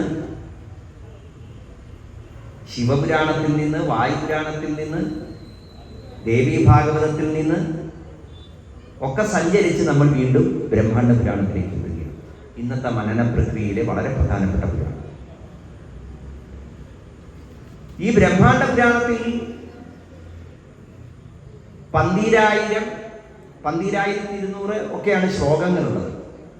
ചില പുസ്തകങ്ങളിൽ 12,200 കാണാം, ചിലതിൽ 12,000 കാണാം. പരശുരാമന്റെ കഥ ഉപോദ്ഘാതപാദത്തിലെ 74 അധ്യായങ്ങളിൽ 40ഓളം അധ്യായങ്ങളിലായിട്ട് വിശദീകരിക്കുന്നുണ്ട്. പിന്നീട് അവസാന ഭാഗത്ത് ഉത്തരഭാഗം എന്ന രീതിയിൽ ബ്രഹ്മാണ്ഡ പുരാണത്തിന് ലളിതോപാഖ്യാനം എന്ന ഒരു ഭാഗം കൂടിയുണ്ട്. ഈ പരശുരാമന്റെ കഥ പറയുമ്പോഴാണ് കാർത്തവീര്യാർജുനന്റെ പ്രഭാവത്തെക്കുറിച്ച് വിശദീകരിച്ചുകൊണ്ട് ജമദഗ്നിയാശ്രമത്തിലെത്തിയതായ കാർത്തവീര്യാർജുനൻ ജമദഗ്നിയുടെ ആതിഥ്യം കണ്ട് അത്ഭുതപ്പെട്ടുപോയി. ഇത്രയധികം ഭടന്മാരും ഒക്കെ വന്നപ്പോൾ വിശിഷ്ട ഭോജ്യങ്ങളൊക്കെ ഒരുക്കിയിട്ടാണ് ജമദഗ്നി മഹർഷി രാജാവിനെ സ്വീകരിച്ചത്. അപ്പോൾ ഇതിന് മാത്രം സമ്പത്ത് എങ്ങനെയാണ് ഇവിടെ ഉണ്ടായത് എന്ന് ചോദിച്ചപ്പോൾ ജമദഗ്നി മഹർഷി പറഞ്ഞു, ഇതൊന്നും എൻ്റെ കഴിവല്ല, ഇവിടെയുള്ള സാക്ഷാൽ കാമധേനുവാണ് ഈ അനുഗ്രഹങ്ങളൊക്കെ നൽകുന്നത്. അങ്ങനെ സന്തോഷത്തോടു കൂടി കാർത്തവീര്യാർജുനൻ മടങ്ങി പോവുകയും ചെയ്തു. പക്ഷെ പോകുന്ന വഴിയിൽ കാർത്തവീര്യാർജുനന്റെ ഒരു മന്ത്രിയുണ്ട്, അദ്ദേഹത്തിന്റെ പേര് ചന്ദ്രഗുപ്തൻ. ഈ ചന്ദ്രഗുപ്തൻ കാർത്തവീര്യാർജുനോട് ചോദിച്ചു, അല്ല മഹാരാജാവേ, ഇത്രയധികം അനുഗ്രഹ ശക്തിയുള്ള ഒരു പശുവിനെ ആശ്രമത്തിൽ ഉപേക്ഷിച്ച് പോകുന്നത് ശരിയായില്ല. നമുക്ക് അവനെ, ആ പശുവിനെ കൊട്ടാരത്തിലേക്ക് കൊണ്ടുവന്നു കഴിഞ്ഞാൽ കൊട്ടാരത്തിന് സമ്പത്ത് വർദ്ധിക്കില്ലേ, ഐശ്വര്യം വർദ്ധിക്കില്ലേ? നമുക്ക് ആ പശുവിനെ കൂടെ കൂട്ടാമായിരുന്നു എന്ന് പറഞ്ഞപ്പോൾ കാർത്തവീര്യാർജുനൻ പറഞ്ഞു, നമുക്ക് അർഹതപ്പെട്ടതേ നമ്മൾ എടുക്കാവുള്ളൂ. നമുക്കത് അർഹത ഉണ്ടായിരുന്നുവെങ്കിൽ ആ മഹർഷീശ്വരൻ അത് നമുക്ക് സ്വയം സമർപ്പണമായി, ദാനമായി തന്നെ തന്നെ. മാത്രമല്ല, ബ്രാഹ്മണരിൽ നിന്ന് ക്ഷത്രിയരല്ലല്ലോ ദാനം വാങ്ങേണ്ടത്. ക്ഷത്രിയർ ബ്രാഹ്മണർക്കല്ലേ ദാനം കൊടുക്കേണ്ടത്, ഋഷീശ്വരന്മാർക്കല്ലേ. നമ്മൾ ആശ്രമധർമ്മങ്ങളെ സംരക്ഷിക്കേണ്ടവരാണ്. അത് ഇത്തരം ആപരാധികളൊക്കെ വെറുതെ ഉള്ളൂ. രാജ്യത്തിൽ നമ്മുടെ കർമ്മങ്ങളെ കൊണ്ട് സമ്പത്ത് വർദ്ധിപ്പിക്കുക, അല്ലാതെ അധികാരം ഉപയോഗിച്ച്, ബലം ഉപയോഗിച്ച് മറ്റുള്ളവരുടെ കയ്യിലുള്ളത് നമ്മുടേതാക്കാൻ ശ്രമിക്കുന്ന ഒരിക്കലും ധർമ്മമല്ല എന്ന് കാർത്തവീര്യാർജുനൻ ഉപദേശിച്ചു. ഉപദേശമൊക്കെ കേട്ട് തലകുലുക്കി ചന്ദ്രഗുപ്തൻ. പക്ഷേ കാർത്തവീര്യാർജുനൻ അറിയാതെ ചന്ദ്രഗുപ്തൻ ഭടന്മാരുമായി ചെന്ന് ഈ ഋഷ്യാശ്രമത്തെ ആക്രമിച്ചു. ഈ കാമധേനുവിന്റെ പുത്രിയായ നന്ദിനി, കാമധേനുവിനെ പിടിച്ചു കെട്ടി കൊണ്ടുപോകുന്ന സമയത്ത് ഉറക്കെ കരയാൻ തുടങ്ങി. കരച്ചിൽ കേട്ട് താപസന്മാർ ഉണർന്നോ ഓടി വന്നു. അവർ തടുക്കാൻ നോക്കിയ സമയത്ത് അവരെയൊക്കെ നിർദ്ദയം വധിച്ചു കളഞ്ഞു ഈ ചന്ദ്രഗുപ്തനും കൂട്ടരും. വഴി തടയാൻ വന്ന താപസന്മാരൊക്കെ വധിക്കപ്പെട്ടു. ജമദഗ്നി നന്ദിനിയുടെ കരച്ചിൽ കേട്ട് ഈ രാജാവിന്റെ പിന്നാലെ നടന്ന് പറഞ്ഞു, അരുതേ അരുതേ, ഈ ചന്ദ്രഗുപ്തൻ എന്ന മന്ത്രിയുടെ പിന്നാലെ, ഇത് അധർമ്മമാണ്.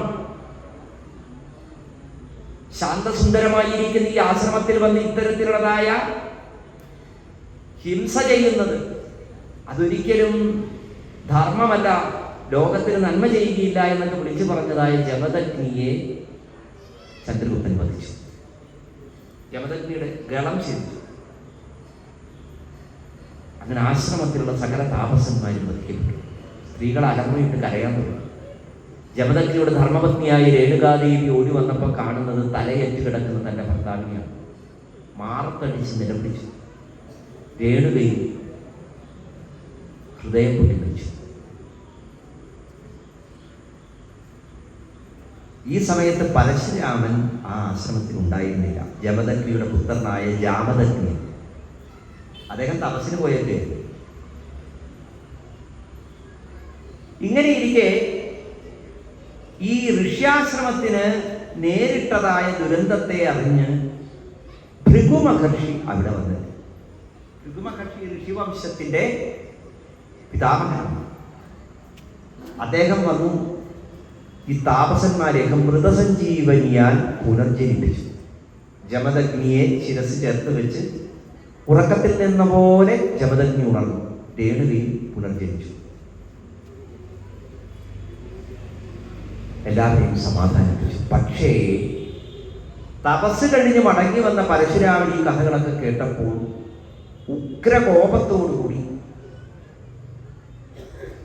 ഋഷ്യാശ്രമങ്ങളെ ആക്രമിച്ച രാജാവിന്റെ വംശത്തെ മുഴുവനും മുട്ടിക്കുമെന്ന് ശപഥം ചെയ്ത് പരശുരുടറ്റിക്കൊണ്ട് ഹൈഹയന്മാരുമായി യുദ്ധത്തിന് പുറപ്പെട്ടു. അതിഘോരമായിരിക്കുന്ന യുദ്ധത്തിൽ എത്രയായിട്ട് കാർത്തവീര്യാർജുനെ വധിക്കാൻ സാധിക്കുന്നു. ആ സമയത്ത് ബ്രഹ്മാണ്ഡ പുരാണം ഈ കാർത്തവീര്യാർജുനന്റെ പ്രഭാവത്തെ വേണ്ടതുപോലെ വർണ്ണിക്കുന്നുണ്ട്. ഇപ്പൊ പരശുരാമൻ എന്ത് ചെയ്തു? ഈ കാർത്തവീര്യാർജുനെ തോൽപ്പിക്കണമെങ്കിൽ അസാമാന്യമായിരിക്കുന്ന ആയുധശക്തി വേണമെന്ന് മനസ്സിലാക്കി അദ്ദേഹം നേരെ കൈലാസത്തിലേക്ക് പുറപ്പെട്ടു.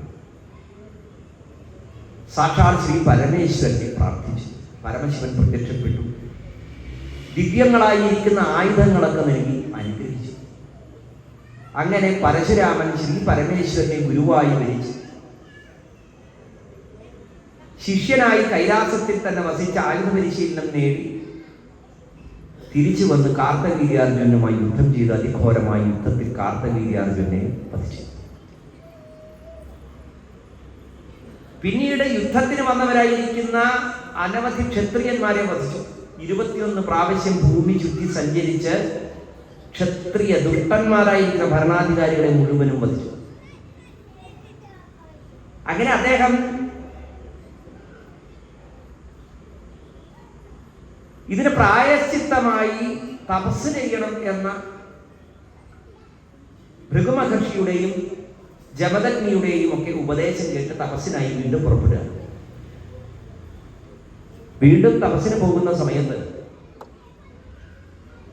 ബ്രാഹ്മണരൊക്കെ കൂടി വന്ന് അദ്ദേഹത്തിന്റെ കാൽക്കൽ വീണു പറഞ്ഞു, ദാ ഇവിടെ ഭൂമി സകരന്മാര് തുറന്ന് ദ്വാരമുണ്ടായി. ഈ കഥ ഞാൻ നിങ്ങൾക്ക് പറഞ്ഞു തന്നു.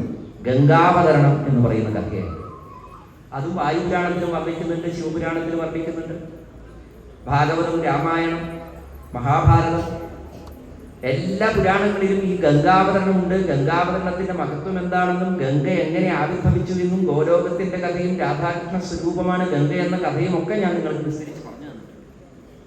ഇപ്പൊ ഒരു പുരാണ കഥ കേൾക്കുമ്പോൾ അതിലെ ഓരോ കഥകളുടെയും ചില പ്രത്യേക ഘട്ടത്തിൽ അത് മറ്റു പല പുരാണങ്ങളുമായി ബന്ധപ്പെടുന്നതായ ഒരു മനന രീതിയുണ്ട്. അപ്പൊ ഇവിടെ ഈ സകരന്മാര് തുളച്ചുണ്ടായതായ സമുദ്രത്തിൽ ഭൂമി മുഴുവനും ആണ്ടുകിടക്കുക. പരശുരാമനോട് ബ്രാഹ്മണർ ഇങ്ങനെ സങ്കടം പറഞ്ഞപ്പോ പരശുരാമൻ എന്ത് ചെയ്തു? സമുദ്രത്തോട് പിൻവാങ്ങാനായി ആവശ്യം. സമുദ്രം ഇതൊന്നും കേട്ട് ജലതല്ലിക്കൊണ്ടിരിക്കുക. പരശുരാമൻ ക്രുദ്ധനായി. തന്റെ വില്ലെടുത്തു, ഞാൻ തൊടുത്തു. സമുദ്രത്തെ വറ്റിക്കാനായി ക്രുദ്ധഭാവത്തിൽ പരശുരാമൻ നിൽക്കുകയാണ്. ആ സമയത്ത് വരുണദേവൻ പ്രത്യക്ഷപ്പെട്ടു. പരശുരാമന്റെ കാൽക്കൽ വീണു. ഇതുപോലെ ഒരു രംഗം ശ്രീരാമാവതാരത്തിലുണ്ട് അല്ലേ? സേതു നിബന്ധന സമയത്ത് സമുദ്രം വറ്റിക്കാനായി ക്രുദ്ധനായി നിൽക്കുന്ന വലം കൈയിൽ ശരം ഇങ്ങനെ ചുഴറ്റിക്കൊണ്ട് ഇടം കൈയിൽ കോദണ്ഡം ഉയർത്തിപ്പിടിച്ചുകൊണ്ട് നിൽക്കുന്ന വീരരാഘവൻ. അതാണ് ശ്രീരാമ ധ്യാനം. തൃപ്രയാറപ്പന്റെ ധ്യാനമൊക്കെ അതാണ് യഥാർത്ഥത്തിൽ. അങ്ങനെയുള്ള വീരരാഘവനെ സ്മരിപ്പിക്കും വിധമാണ് ഇവിടെ പരശുരാമന്റെ കഥയിലും നമ്മൾ ഈ രംഗം വർണ്ണിക്കുന്നത്. വരുണദേവൻ പറഞ്ഞ അടയാളം കാണിച്ചു തന്നാൽ അതുവരെ ഞാൻ പിൻവാങ്ങാമെന്ന്. വേഗം പരശുരാമൻ ഒരു ശൂർപ്പം വലിച്ചെറിഞ്ഞു. ആ ശൂർപ്പം ചെന്ന് വീണ ആ ദിക്ക് അടയാളമാക്കിക്കൊണ്ട് സമുദ്രം പിൻവാങ്ങി എന്നാണ് കഥ. ശൂർപ്പം എന്ന് പറഞ്ഞു കഴിഞ്ഞാൽ മുറം എന്നാണ് അർത്ഥം പറയുന്നത്. അത് നമുക്ക് ശൂർപ്പണഖ കേട്ടിട്ടില്ലേ? ശൂർപ്പണഖ എന്ന് പറഞ്ഞാൽ, ശൂർപ്പം എന്ന് പറഞ്ഞാൽ മുറം പോലെ വളഞ്ഞ നഖമുള്ളവൾ എന്നാണ് ശൂർപ്പണഖ എന്ന് പറഞ്ഞാൽ അർത്ഥം. വ്യാഖ്യാതാക്കളൊക്കെ മുറം വലിച്ചെറിഞ്ഞു എന്നാണ് ഇവിടെ പറയുന്നത് ബ്രഹ്മാണ്ഡ പുരാണത്തിൽ. മഹാഭാരതത്തിൽ ഒരിടത്ത് ജുഹു വലിച്ചെറിഞ്ഞു എന്ന് പറയുന്നു. ജുഹു എന്ന് പറഞ്ഞാൽ യാഗത്തിന് ഹവിസ് അർപ്പിക്കാൻ ഉപയോഗിക്കുന്നതായ ഒരു ഉപകരണമാണ്. പക്ഷെ സത്യത്തിൽ ഇതൊക്കെ ചിലപ്പോൾ ഏതെങ്കിലും തരത്തിലുള്ള ആയുധങ്ങളുടെ പേരുകളും ആവാം. ഇതേ ആകൃതിയിലുള്ളതായ ഏതെങ്കിലും ആയുധങ്ങൾ വലിച്ചെറിഞ്ഞു എന്നാവാമല്ലോ. അങ്ങനെ നോക്കുകയാണെങ്കിൽ ശൂർപ്പം പോലെ വിശാലമായ മുനയോടുകൂടിയ പരശുവാവാം, മഴുവാവാം. കാരണം മഴുവിൻ്റെ ഈ ആകൃതി, ഈ തണ്ടിന്റെ അറ്റത്തുള്ളതായ ഈ മൂർച്ചയേറിയ ഭാഗത്തിന്റെ ആകൃതി ഒരു മുറം പോലെ തന്നെയാണ്, വളരെ വിശാലമായിട്ടുണ്ട്. ജുഹുവിന്റെ ആകൃതി അതിന്റെ തണ്ടിന്റെ അറ്റത്ത് ഇങ്ങനെ വിശാലമായ ഹവിസ് എടുക്കാൻ പറ്റുന്നതായ ആകൃതിയാണ്. ഇത്തരത്തിലുള്ളതായ ആകൃതിയോട് ഉപമിച്ചുകൊണ്ടായിരിക്കണം ചിലപ്പോൾ ഈ പദഭേദങ്ങൾ പല പുരാണങ്ങളിൽ കഥ പറഞ്ഞപ്പോൾ വന്നിട്ടുണ്ടാവുക. പുരാണത്തിലെ കഥകളിലെ പ്രയോഗങ്ങളെ, പദപ്രയോഗങ്ങളെ അതേ ഇന്ന് ആധുനികമായി ഉപയോഗിക്കുന്ന അർത്ഥത്തിൽ തന്നെ ഉപയോഗിക്കണം എന്ന് നിർബന്ധം പിടിക്കുന്നവരാണ്. അതിൽ അങ്ങനെ പറഞ്ഞിരിക്കുന്നു, ഇതിൽ ഇങ്ങനെ പറഞ്ഞിരിക്കുന്നു, അവിടെ ശൂർപ്പമാണ്, ഇവിടെ മഴുവാണ് എന്നൊക്കെ പറഞ്ഞ് വ്യത്യാസപ്പെടുത്തുന്നു. എന്തായാലും ശരി, പരശുരാമനൊരു അടയാളം കാണിച്ചു കൊടുത്തു. ആ അടയാളം വരെ സമുദ്രം പിൻവാങ്ങി. പിന്നെ പറയുന്നത് ഈ ശൂർപ്പാരകം എന്ന് പറയുന്നതായ ഒരു സ്ഥലമുണ്ട്. അതൊരു തീർത്ഥമാണ്, ശൂർപ്പാരക തീർത്ഥം. പുരാണങ്ങളിലൊക്കെ കാണാം ശൂർപ്പാരക തീർത്ഥം. ഈ ശൂർപ്പം വലിച്ചെറിഞ്ഞപ്പോൾ ഉണ്ടായ തീർത്ഥം. ഒരു പക്ഷേ ചിലപ്പോൾ ആ തീർത്ഥത്തിന്റെ, ആ തടാകത്തിന്റെ അല്ലെങ്കിൽ ആ തീർത്ഥഘട്ടത്തിന്റെ ഒരു ആകൃതിയെ സങ്കല്പിക്കുന്നതാവാം, അല്ലെങ്കിൽ ആ തീർത്ഥഘട്ടത്തിന്റെ സ്വഭാവത്തെ സൂചിപ്പിക്കുന്നതാവാം. ശൂർപ്പം എന്ന് പറഞ്ഞാൽ മുറമാണല്ലോ. മുറം എന്ന് പറഞ്ഞാൽ എന്താ? ചേറി വെളുപ്പാക്കലാണ് അല്ലേ? അല്ലേ?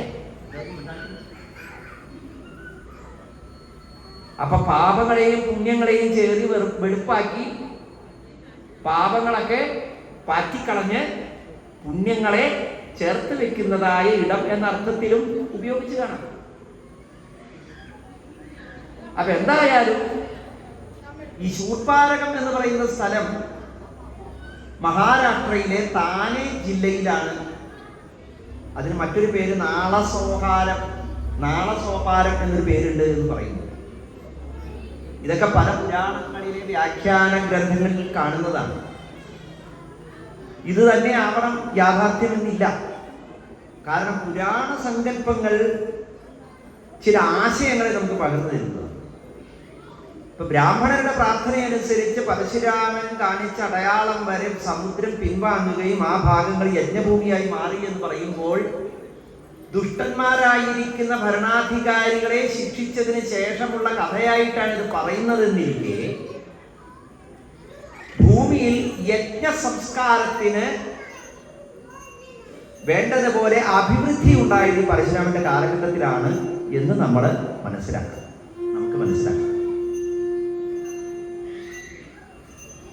ഇങ്ങനെ പരശുരാമൻ ക്ഷത്രിയരെയൊക്കെ മുടിച്ചു കഴിഞ്ഞപ്പോൾ ഈ ശത്രു സംഹാരത്തിന് തനിക്ക് അനുഗ്രഹം നൽകിയത് സാക്ഷാത് ശ്രീ പരമേശ്വരനാണ്. അതുകൊണ്ട് പരശുരാമൻ എന്ത് ചെയ്തു? പരമേശ്വരനെ കാണാൻ വേണ്ടി കൈലാസത്തിലേക്ക് യാത്രയാവുക.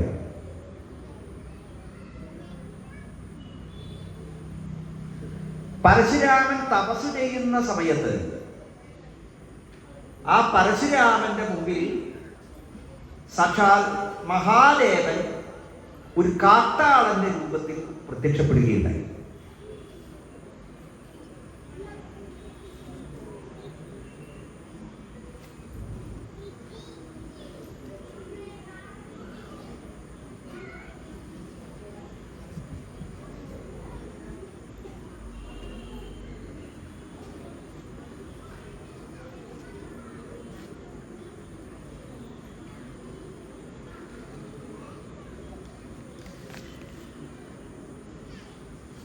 ദോഷപ്രവർഷൻ എന്നാണ് ഈ കാട്ടാളന് കൊടുത്തിരിക്കുന്ന പേര് ബ്രഹ്മാണ്ഡ പുരാണത്തിൽ.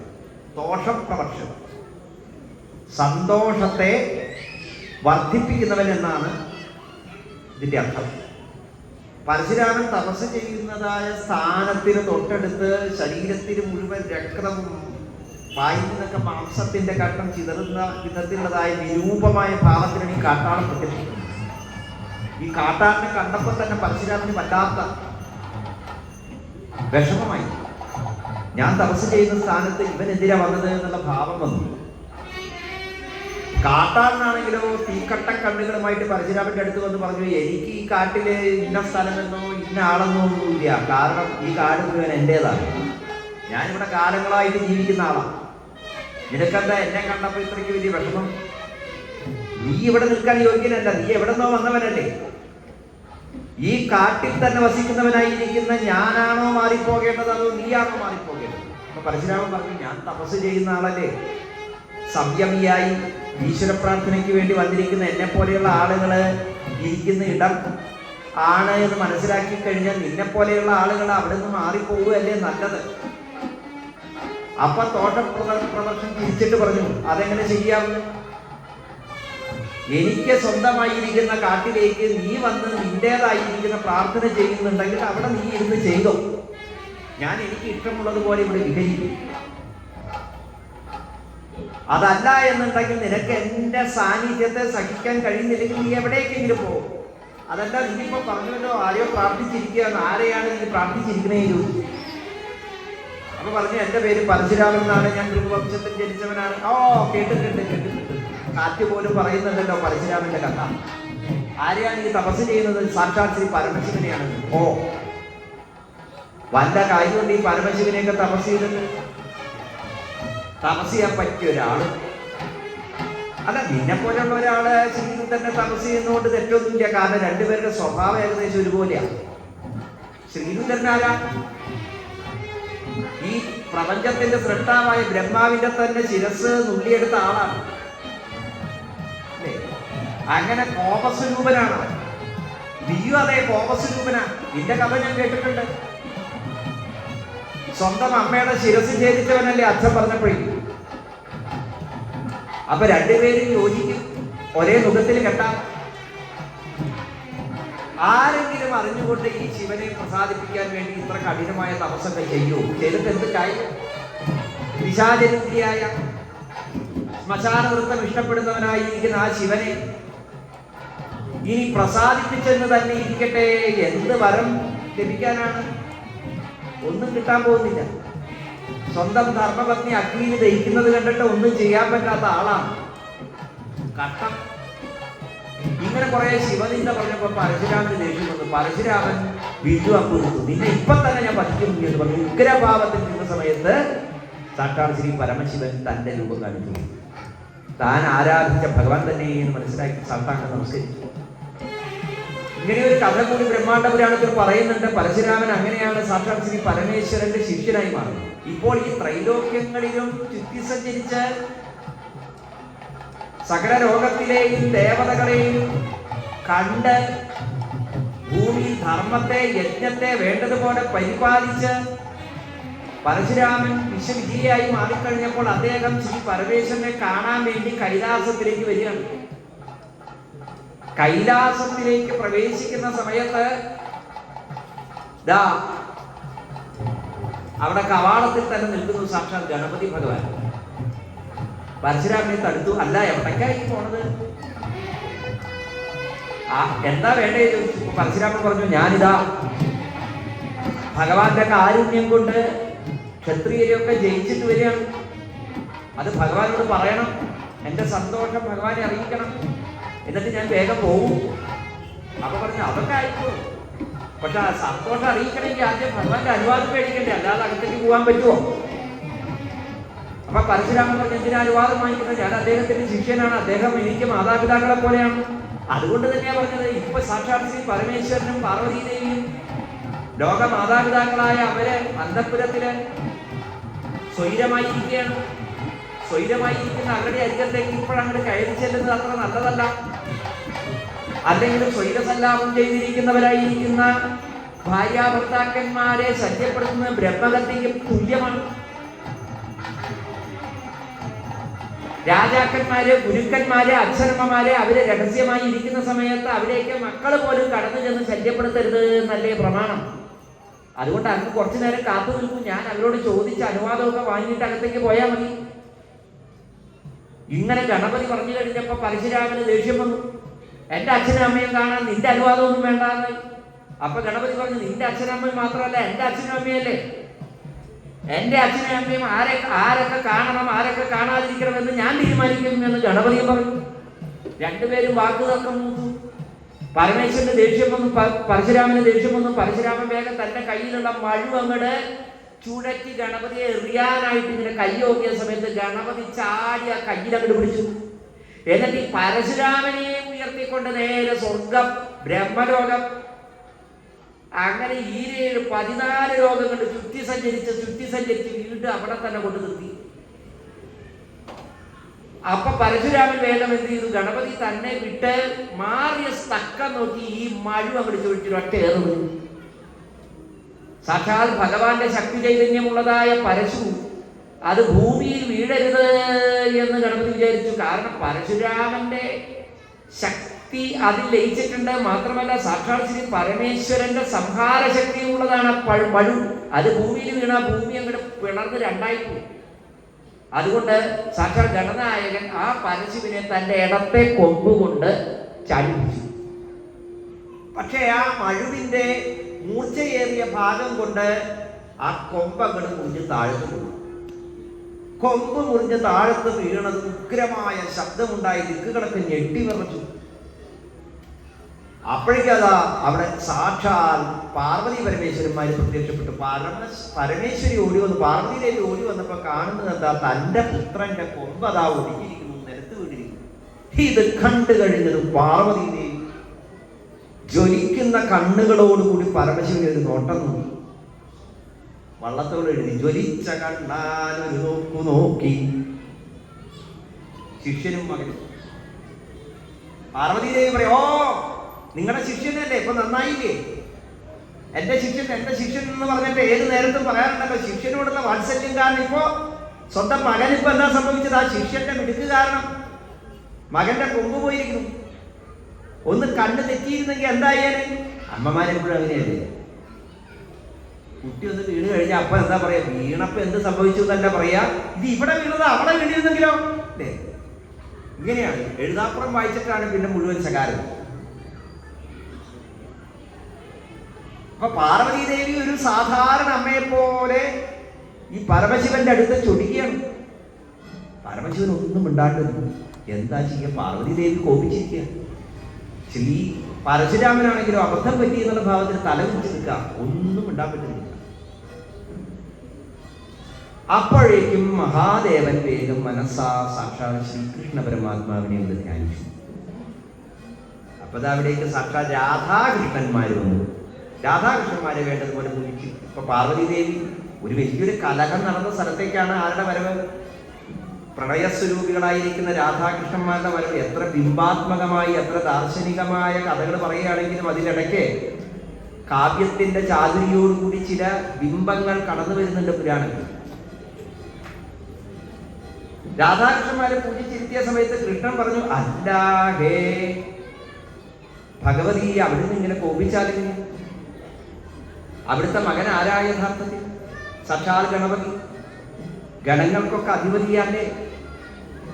ശിരസ് ഛേദിക്കപ്പെട്ടത് കൊണ്ടല്ലേ ബ്രഹ്മാവ് ഗജശിരസ് ചേർത്ത് വെച്ചത്? ഗജശിരസ് ചേർത്ത് വെച്ചത് കൊണ്ടല്ലേ അങ്ങയുടെ പുത്രൻ ഗജാനനൻ എന്ന പേരിൽ അറിയപ്പെടുന്നത്? ആ അങ്ങയുടെ പുത്രനാകട്ടെ മുനിശാപത്താൽ ക്ഷയിച്ചു പോയതായ ചന്ദ്രനെ തന്റെ തിരുനെറ്റിയിൽ അഭയം കൊടുത്തവനാണ്. അങ്ങനെ ചന്ദ്രനെ ശിരസിൽ അലങ്കാരമാക്കിയവനാണ് അവിടുത്തെ പുത്രൻ.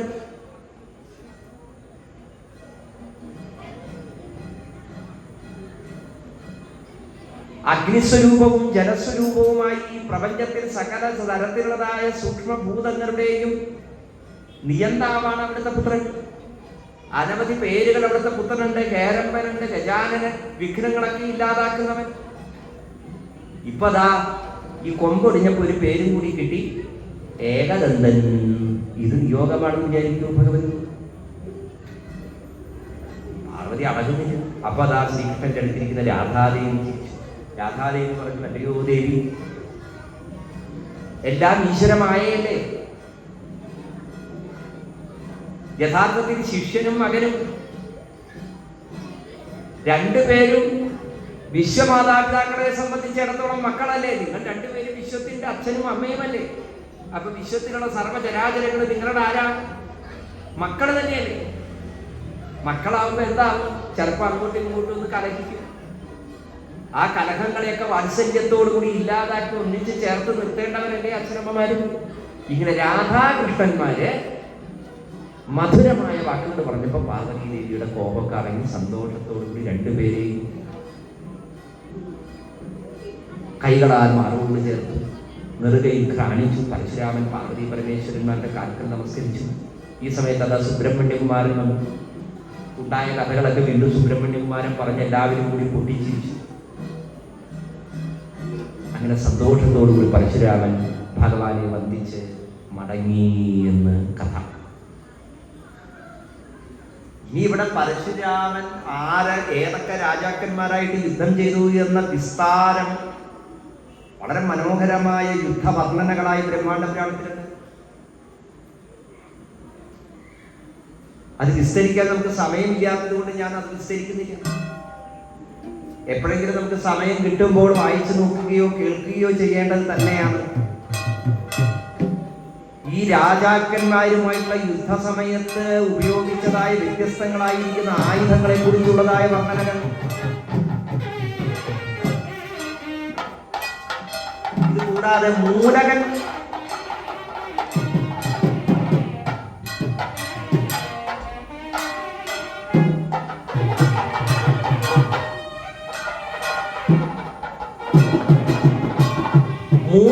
എന്ന് പേരുള്ളതായ ഒരു രാജാവ് ഈ പരശുരാമനെ പേടിച്ച് എപ്പോഴും സ്ത്രീവേഷം കെട്ടി സ്ത്രീകളാൽ ആവൃതനായി നടന്നിരുന്നു അത്രേ.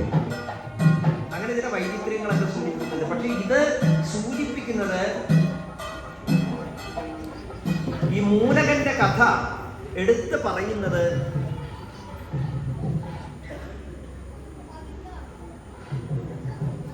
വായുരാണത്തിലാണ്.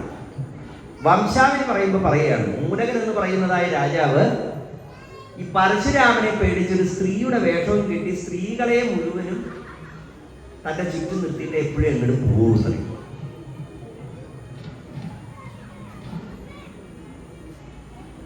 ക്ഷത്രിയ വംശം മുടിക്കാൻ വേണ്ടി ചുറ്റി നടക്കുന്നവനാണല്ലോ പരശുരാമൻ. ആ പരശുരാമന്റെ വീര്യത്തെ പറയുന്നതായ ഭാഗങ്ങളിൽ ഇത്തരത്തിലുള്ള വിചിത്ര സ്വഭാവികളായിട്ടുള്ള രാജാക്കന്മാരെ കുറിച്ചൊക്കെ പറയുന്നുണ്ട്.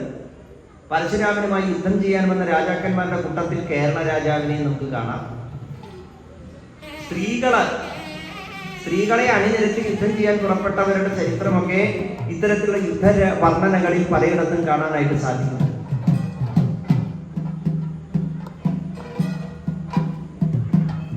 ഇങ്ങനെ പരശുരാമന്റെ കഥകളൊക്കെ പറഞ്ഞ് പിന്നീട്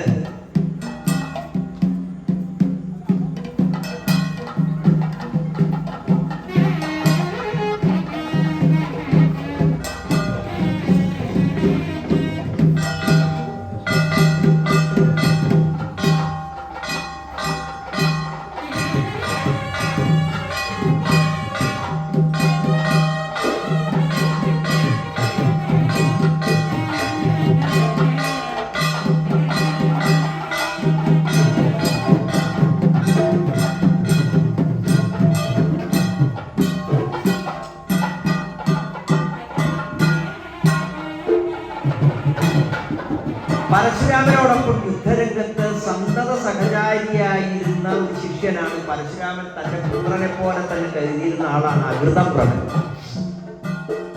കാട്ടിൽ വെച്ചൊരു പുലി ഈ അകൃതപ്രണൻ എന്ന് പറയുന്നതായ മുനികുമാരനെ ആക്രമിക്കുകയും ആ പുലിയിൽ നിന്ന് പരശുരാമനാണ് ആ കുട്ടിയെ രക്ഷിക്കുന്നത്. അങ്ങനെ പരശുരാമനാൽ പരിരക്ഷിക്കപ്പെട്ട അകൃതപ്രണൻ പരശുരാമന്റെ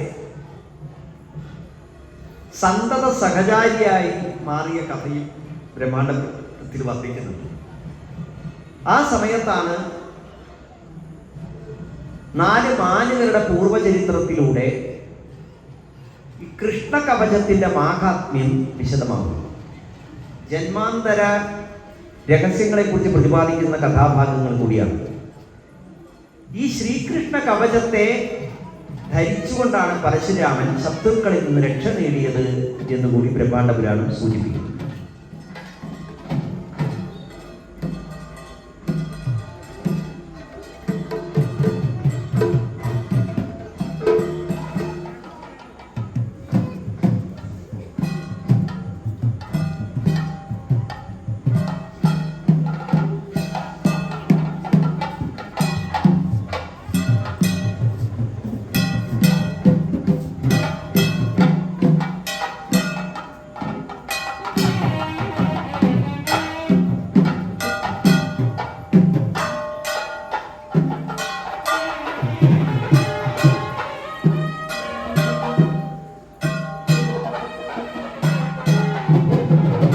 ബ്രഹ്മാണ്ഡ പുരാണത്തിൽ കാലസ്വരൂപത്തെ കുറിച്ച് വർണ്ണിക്കുന്നു. എല്ലാ പുരാണങ്ങളിലും ഈ വർണ്ണനയുണ്ട്. കൃതയുഗം, ത്രേതായുഗം, ദ്വാപരയുഗം, കലിയുഗം എന്നിങ്ങനെ യുഗവർണ്ണനകൾ, ആ യുഗത്തിൽ എത്ര വർഷങ്ങളുണ്ട് എന്ന കണക്കൊക്കെ വളരെ വിശദമായി തന്നെ പുരാണങ്ങളെല്ലാം ചർച്ച ചെയ്യുന്നുണ്ട്. കൃതയുഗം എന്ന് പറഞ്ഞാൽ 4800 വർഷം, ത്രേതായുഗം 3600 വർഷം, ദ്വാപരയുഗം 2400 വർഷം, കലിയുഗം 1200 വർഷം, എല്ലാം കൂടി ചേർന്ന് 4 യുഗങ്ങളിലായി 12000 വർഷം. ഈ 12000 വർഷങ്ങൾ എന്ന് പറഞ്ഞു കഴിഞ്ഞാൽ ചതുർയുഗങ്ങളാണ്. അത്തരത്തിലുള്ളതായ 71 ചതുർയുഗങ്ങൾ ചേരുന്നതാണ് ഒരു മന്വന്തരം. നമ്മളിപ്പോൾ ജീവിക്കുന്നത് 7ാമത്തെ മന്വന്തരത്തിൽ. ഇതുവരെ 6 മന്വന്തരങ്ങൾ കഴിഞ്ഞു, ഇനി 7 മന്വന്തരങ്ങൾ ബാക്കിയുണ്ട്. 14 മന്വന്തരങ്ങളാണ് ആകെയുള്ളത്. ഈ പറഞ്ഞതായ ചതുർയുഗങ്ങൾ 71 ചതുർയുഗങ്ങളാണ് ഒരു മന്വന്തരമെങ്കിൽ 1000 ചതുർയുഗങ്ങളാണ് ഒരു ബ്രഹ്മാവിന്റെ ഒരു ദിവസം എന്ന് പറയുന്നത്. ഒരു ബ്രഹ്മദിനം എന്ന് പറയുന്നത്, അതിനെ കൽപ്പം എന്ന വാക്കുകൊണ്ടാണ് വിശേഷിപ്പിക്കുന്നത്. 360 കൽപ്പങ്ങൾ ബ്രഹ്മാവിന്റെ ഒരു വർഷം. ഇതിന്റെ 100 ഇരട്ടിയെയാണ് പരാർത്ഥം എന്ന വാക്കുകൊണ്ട് സൂചിപ്പിക്കുന്നത്. 2 പരാർത്ഥങ്ങൾ കഴിഞ്ഞാൽ പിന്നെ പ്രളയമായി. ഇത് പുരാണ സംഖ്യാ കണക്കാണ്. ഇത് ആധുനിക വർഷക്കണക്കുമായി ബന്ധപ്പെടുത്തി പറയുമ്പോൾ 12000 വർഷങ്ങൾ ചതുർയുഗങ്ങൾ എന്നത് 43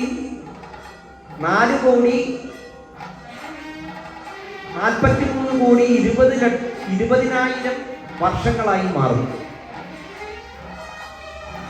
4,03,20,000 30,67,20,000 വർഷമായി മാറും മന്വന്തരം. ഇതൊക്കെ ഒരു ഏകദേശം കണക്ക് കൂട്ടി തയ്യാറാക്കി. ഇങ്ങനെയുള്ള കണക്ക് എടുക്കുന്നതിൽ എന്തെങ്കിലും സാങ്കത്യമുണ്ടോ എന്ന് ചോദിച്ചാൽ ഒരു സാങ്കത്യവുമില്ല. പക്ഷേ കാലത്തെക്കുറിച്ചുള്ള ചില സങ്കല്പങ്ങൾ പൗരാണിക കാലത്ത് ഉണ്ടായിരുന്നു എന്ന് മനസ്സിലാക്കാൻ ഇതിനെയൊക്കെ വായിച്ച് നമുക്ക് ഉൾക്കൊള്ളാം എന്ന് മാത്രമേ ഉള്ളൂ. ഇത് പല പുരാണങ്ങളിലും പല രീതിയിലാണ് കണക്ക് അവതരിപ്പിക്കുന്നത്. അതിന് കാരണം ചിലപ്പോൾ കഥ നടക്കുന്നതായ കാലഘട്ടത്തിലോ കഥ പറയുന്ന കാലഘട്ടത്തിലെ വർഷ രീതികളോ ചിലപ്പോൾ ഈ കഥ പറയുന്നവർ സ്വീകരിച്ചിട്ടുണ്ട്. നമ്മൾ ഇന്നത്തെ കാലഘട്ടത്തിൽ നമ്മൾ കഥ പറയുമ്പോൾ 2024 എന്നൊക്കെയുള്ളതായ വർഷസംഖ്യകളെയാണ് നമ്മൾ എടുക്കുക. അല്ലാതെ ഒരിക്കലും കലിയുഗ സംഖ്യ അല്ലല്ലോ നമ്മൾ എടുക്കുക. കലിയുഗ സംഖ്യ എടുക്കുകയാണെങ്കിൽ നമ്മളിപ്പോൾ ജീവിക്കുന്നത് 5126 കലിയുഗ വർഷത്തിലാണ്. അപ്പൊ ആ കലിയുഗ വർഷം നമ്മൾ ഒരിക്കലും ഔദ്യോഗികമായിരിക്കുന്ന രീതിയിൽ എടുക്കാത്തത് കൊണ്ട് നമ്മൾ എപ്പോഴും കാലം ഉപയോഗിക്കുന്ന കാലക്കണക്ക് മാത്രമാണ് ചരിത്രം രേഖപ്പെടുത്താനും കഥകൾ പറയാനും ഒക്കെ ആയിട്ട് വിനിയോഗിക്കുന്നത്. അപ്പൊ അതുപോലെ ഈ പുരാണങ്ങൾ പറഞ്ഞ സമയത്ത് ആ കാലവ്യവഹാരം എങ്ങനെയായിരുന്നു, അതിനനുസരിച്ച് ഭാരതത്തിന് സ്വന്തമായ ഒരു കാലവ്യവഹാരം ഉണ്ടായിരുന്നു. ഭാരതത്തിന് മാത്രമല്ല, ഭാരതത്തിലെ ഓരോ ദേശീയമായിരിക്കുന്ന സ്ഥലങ്ങളിലും ചില അവിടുത്തേതായ ചില കാലഗണനാ കണക്കുകളുണ്ടായിരുന്നു. ചന്ദ്രനെ ആശ്രയിച്ച്, സൂര്യനെ ആശ്രയിച്ച്. അപ്പൊ ഇത്തരത്തിലുള്ളതായ കാലക്കണക്കുകളും പിന്നെ നിത്യപ്രളയം, നൈമിത്തിക പ്രളയം, പ്രാകൃതിക പ്രളയം, ആത്യന്തിക പ്രളയം എന്നിങ്ങനെ 4 പ്രളയങ്ങളെ കുറിച്ചും ബ്രഹ്മാണ്ഡ പുരാണം വർണ്ണിക്കുന്നു. ബ്രഹ്മാണ്ഡ പുരാണത്തിന്റെ ഉത്തരഭാഗമായി നമ്മൾ കാണുന്നത് നേരത്തെ പറഞ്ഞ വായുപുരാണത്തിലും ശിവപുരാണത്തിലും ഒക്കെ വിസ്തരിച്ച് പറയുന്നതായ കാമദഹന കഥയുമായി ബന്ധപ്പെടുത്തി അതിനെ അടിസ്ഥാനമാക്കിക്കൊണ്ടുള്ള ലളിതോപാഖ്യാനം എന്ന വളരെ വിശേഷപ്പെട്ട ഒരു ഭാഗം. ലളിതാദേവി നമ്മളൊക്കെ ചൊല്ലാറുള്ള ലളിതാ സഹസ്രനാമം, ശ്രീമാതാ ശ്രീ മഹാരാജ്ഞി ശ്രീമത് സിംഹാസനീശ്വരി ചിദഗ്നികുണ്ഡ സംഭൂത ചൊല്ലാറുണ്ടാവും. എല്ലാവരുള്ളവരൊന്ന് കൈകൊള്ളണം. അത് ചൊല്ലുന്ന സമയത്ത് അതിൻ്റെ അവസാനം ഇത് ബ്രഹ്മാണ്ഡ പുരാണേ ഹയഗ്രീവാഗസ്ത്യ സംവാദേ ശ്രീ ലളിത സഹസ്രനാമ സ്തോത്രം എന്ന് നമ്മൾ പുഷ്പിക വായിക്കാറുണ്ട്. അതിന് പുഷ്പിക എന്ന് പറയാം. ഒരു അധ്യായം കഴിഞ്ഞ അടിയിൽ ഇത് ഏതിലുള്ളതാണ്, ആരോട് പറഞ്ഞതാണ് എന്ന പ്രകരണം ഇതൊക്കെ ഉൾപ്പെടുത്തി പറയുന്നതിനെയാണ് പുഷ്പിക എന്ന് പറയുന്നത്. അപ്പൊ ലളിതാ സഹസ്രനാമം ചെല്ലുന്നവരൊക്കെ ഇത് ബ്രഹ്മാണ്ഡ പുരാണത്തിൽ ഉണ്ട് എന്ന് ആ പുഷ്പിക വായിക്കാറുണ്ട്. അത് വിചാരിച്ച് ബ്രഹ്മാണ്ഡ പുരാണത്തിൽ അന്വേഷിച്ച് ചെന്നാൽ ഈ സ്തോത്ര രൂപത്തിൽ നമുക്ക് കാണാൻ സാധിക്കും. ശ്രീമാതാ ശ്രീ മഹാരാജ്ഞി എന്നുള്ള ഈ സ്തോത്രം ഉണ്ടല്ലോ.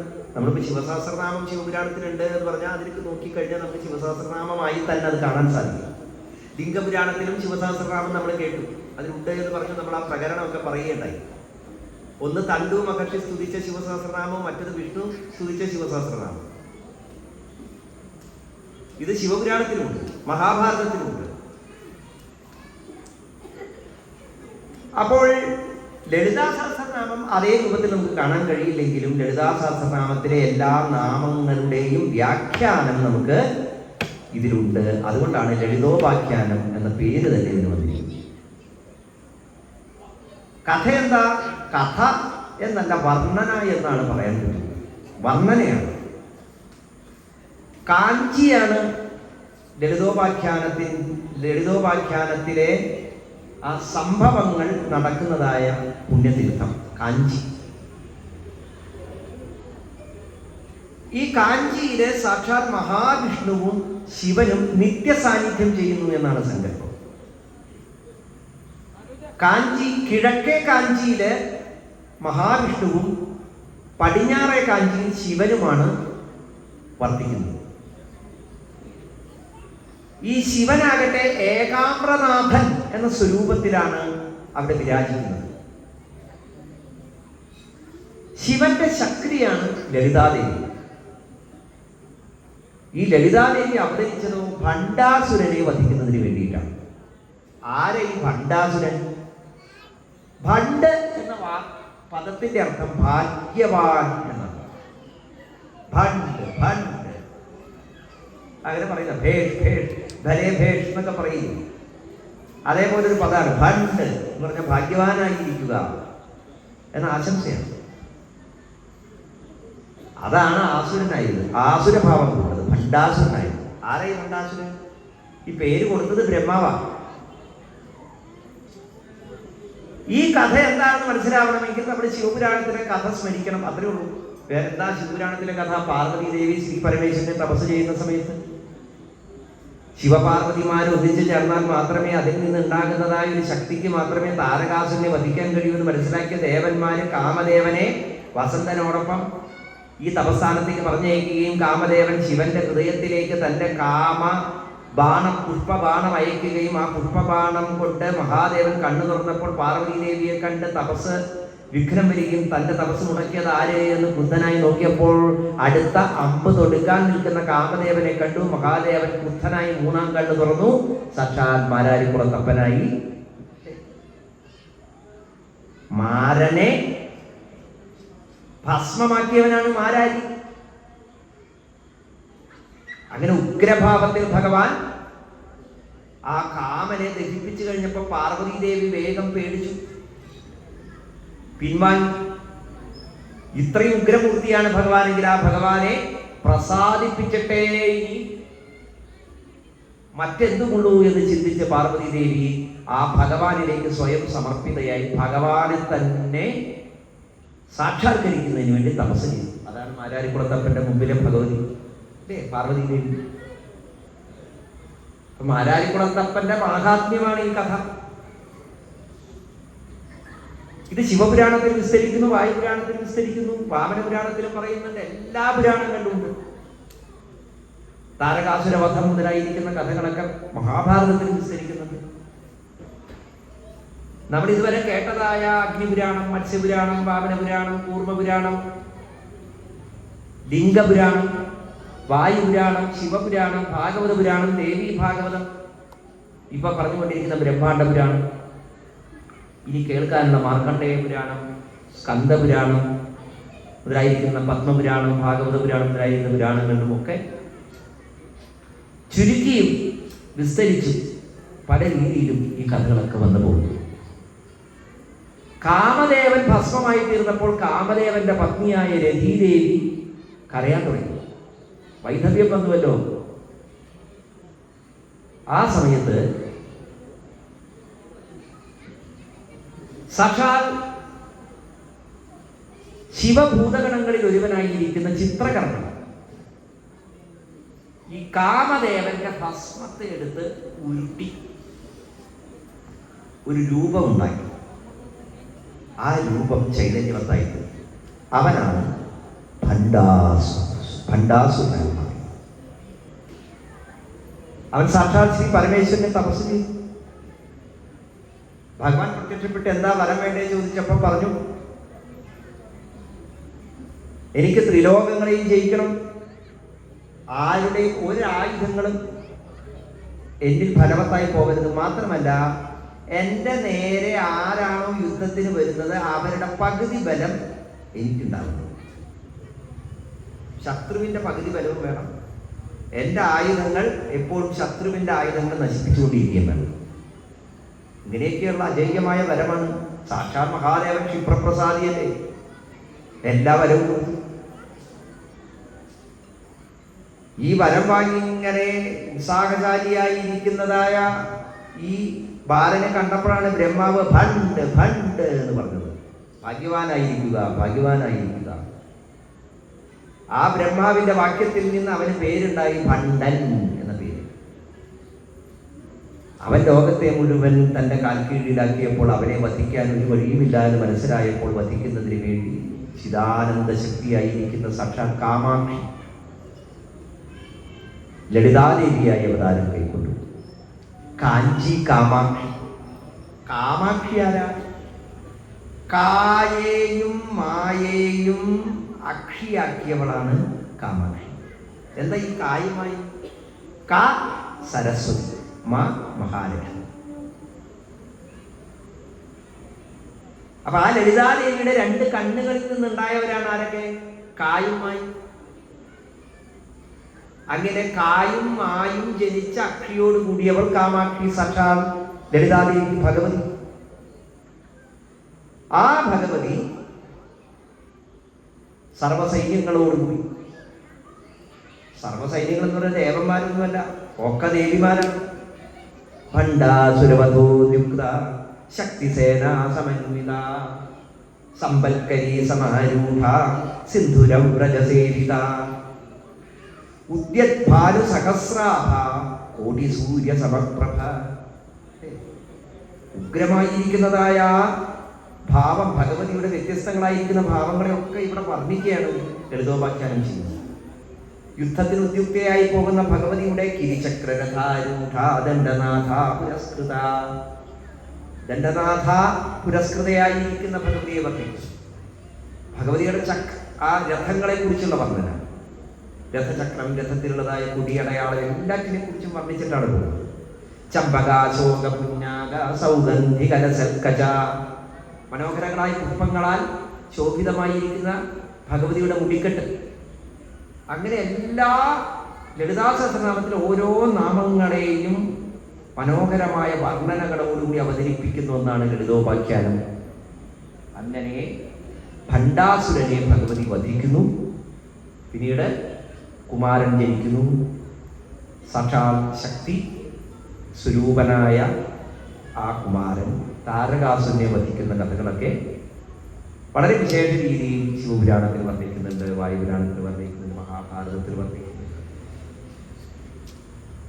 കാമാക്ഷി ഗൗരിയായി, ശിവാർത്ഥാംഗിയായി, ബ്രഹ്മലോകത്ത് സരസ്വതിയായി, വിഷ്ണുലോകത്ത് വിഷ്ണുവിൻ്റെ മാരിടത്തിൽ നിത്യസ്ഥിതയായി, അങ്ങനെയുള്ള വിഷ്ണു ശിവ ചൈതന്യങ്ങളെ ഇരിപ്പിടമാക്കിക്കൊണ്ട് ലക്ഷ്മിയും സരസ്വതിയും ദുർഗയും അധിവസിക്കുന്ന കാഞ്ചി എന്ന് പറയുന്ന പുണ്യമായിരിക്കുന്ന കാമാക്ഷിയുടെ ഇടം, അത് തന്നെയാണ് മണിദ്വീപം എന്ന ഭാവത്തിൽ പുരാണം വർണ്ണിക്കുകയാണ്. മണിദ്വീപ വർണ്ണന, ചിന്താമണി ഗൃഹം, ഇതൊക്കെ വർണ്ണിക്കുന്നുണ്ട്.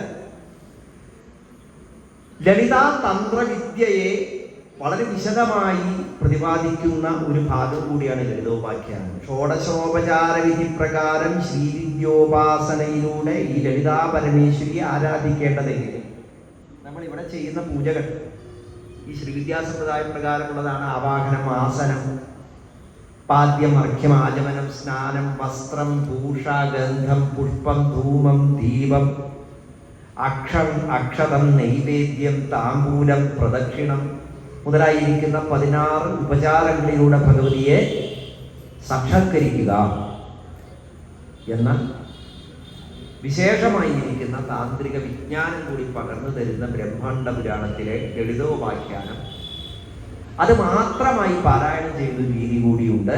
ശ്രീവിദ്യാസമ്പ്രദായ പ്രകാരം ശ്രീചക്രപൂജയൊക്കെ നടക്കുമ്പോൾ ലളിതോപാഖ്യാനം പാരായണം ചെയ്യാം. അതുപോലെ ഷഷ്ടിപൂർത്തി, നവതി, സപ്തതി ഒക്കെ വരുമ്പോൾ ഈ ലളിതോപാഖ്യാനം പാരായണം ചെയ്ത് അവർക്ക് ആശിസ് നേരുക. ഇങ്ങനെയൊക്കെയുള്ള അനുഷ്ഠാന രീതികളൊക്കെ കേരളത്തിലും നമുക്ക് കാണാനായിട്ട് സാധിക്കുന്നുണ്ട്. അതിവിശേഷമായ ബ്രഹ്മാണ്ഡ പുരാണത്തിലെ മറ്റൊരു സവിശേഷമായ ഒരു ഉക്രിയാണ്. ഒരുപാട് കാര്യങ്ങളുണ്ടെങ്കിലും നമ്മളെ കേൾക്കേണ്ടതായ ചില കാര്യങ്ങൾ എന്തായാലും മനസ്സിൽ ഓർത്ത് വെക്കാൻ പറ്റുമെങ്കിൽ അതിനും കൂടി സാധിക്കുന്ന കാര്യങ്ങളുണ്ട്. അതിലൊന്നാണ് ഈ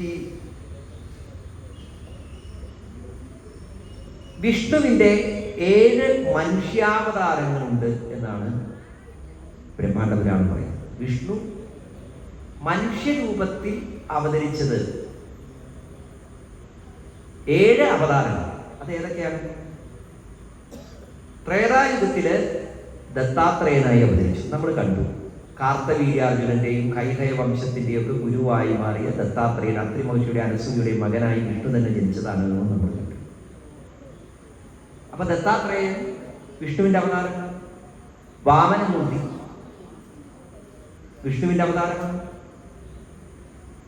ത്രേതായുഗത്തിൽ മാന്ധാതാവ് എന്ന് പറയുന്ന ഒരു രാജാവുണ്ടായിരുന്നു സൂര്യവംശം. അദ്ദേഹം വിഷ്ണുവിന്റെ അവതാരമാണ്. അത് മനസ്സിലാവണമെങ്കിൽ നമ്മൾ അധ്യാത്മ രാമായണം അല്ലെങ്കിൽ വാൽമീകി രാമായണത്തിൽ ഉത്തരകാണ്ഡം വായിക്കണം. അപ്പോഴേ മാന്ധാതാവിന്റെ മഹത്വം മനസ്സിലാവുന്നത്. പിന്നെ പരശുരാമൻ, ശ്രീരാമൻ, വേദവ്യാസൻ, ശ്രീകൃഷ്ണൻ, ഇതാണ് വിഷ്ണുവിൻ്റെ 7 മനുഷ്യാവതാരങ്ങൾ എന്ന് എടുത്തു പറയുന്നുണ്ട് ഈ ബ്രഹ്മാണ്ഡ പുരാണം. ഇപ്പോൾ ബ്രഹ്മാണ്ഡ പുരാണത്തിലെ ഏകദേശ കഥകളെയൊക്കെ നമ്മൾ സമാഹരിച്ച് ഒന്ന് മനനം ചെയ്തു. അതുമായി ബന്ധപ്പെട്ട് വാമനപുരാണവും കൂർമ്മപുരാണവും മത്സ്യപുരാണവും അഗ്നിപുരാണവും വായുപുരാണവും ശിവപുരാണവും ഭാഗവത പുരാണവും ദേവീ ഭാഗവത പുരാണവും ഒക്കെ ബന്ധപ്പെടുത്തിക്കൊണ്ടാണ് നമ്മൾ ഈ കഥകളൊക്കെ പറഞ്ഞത്. അല്ലേ?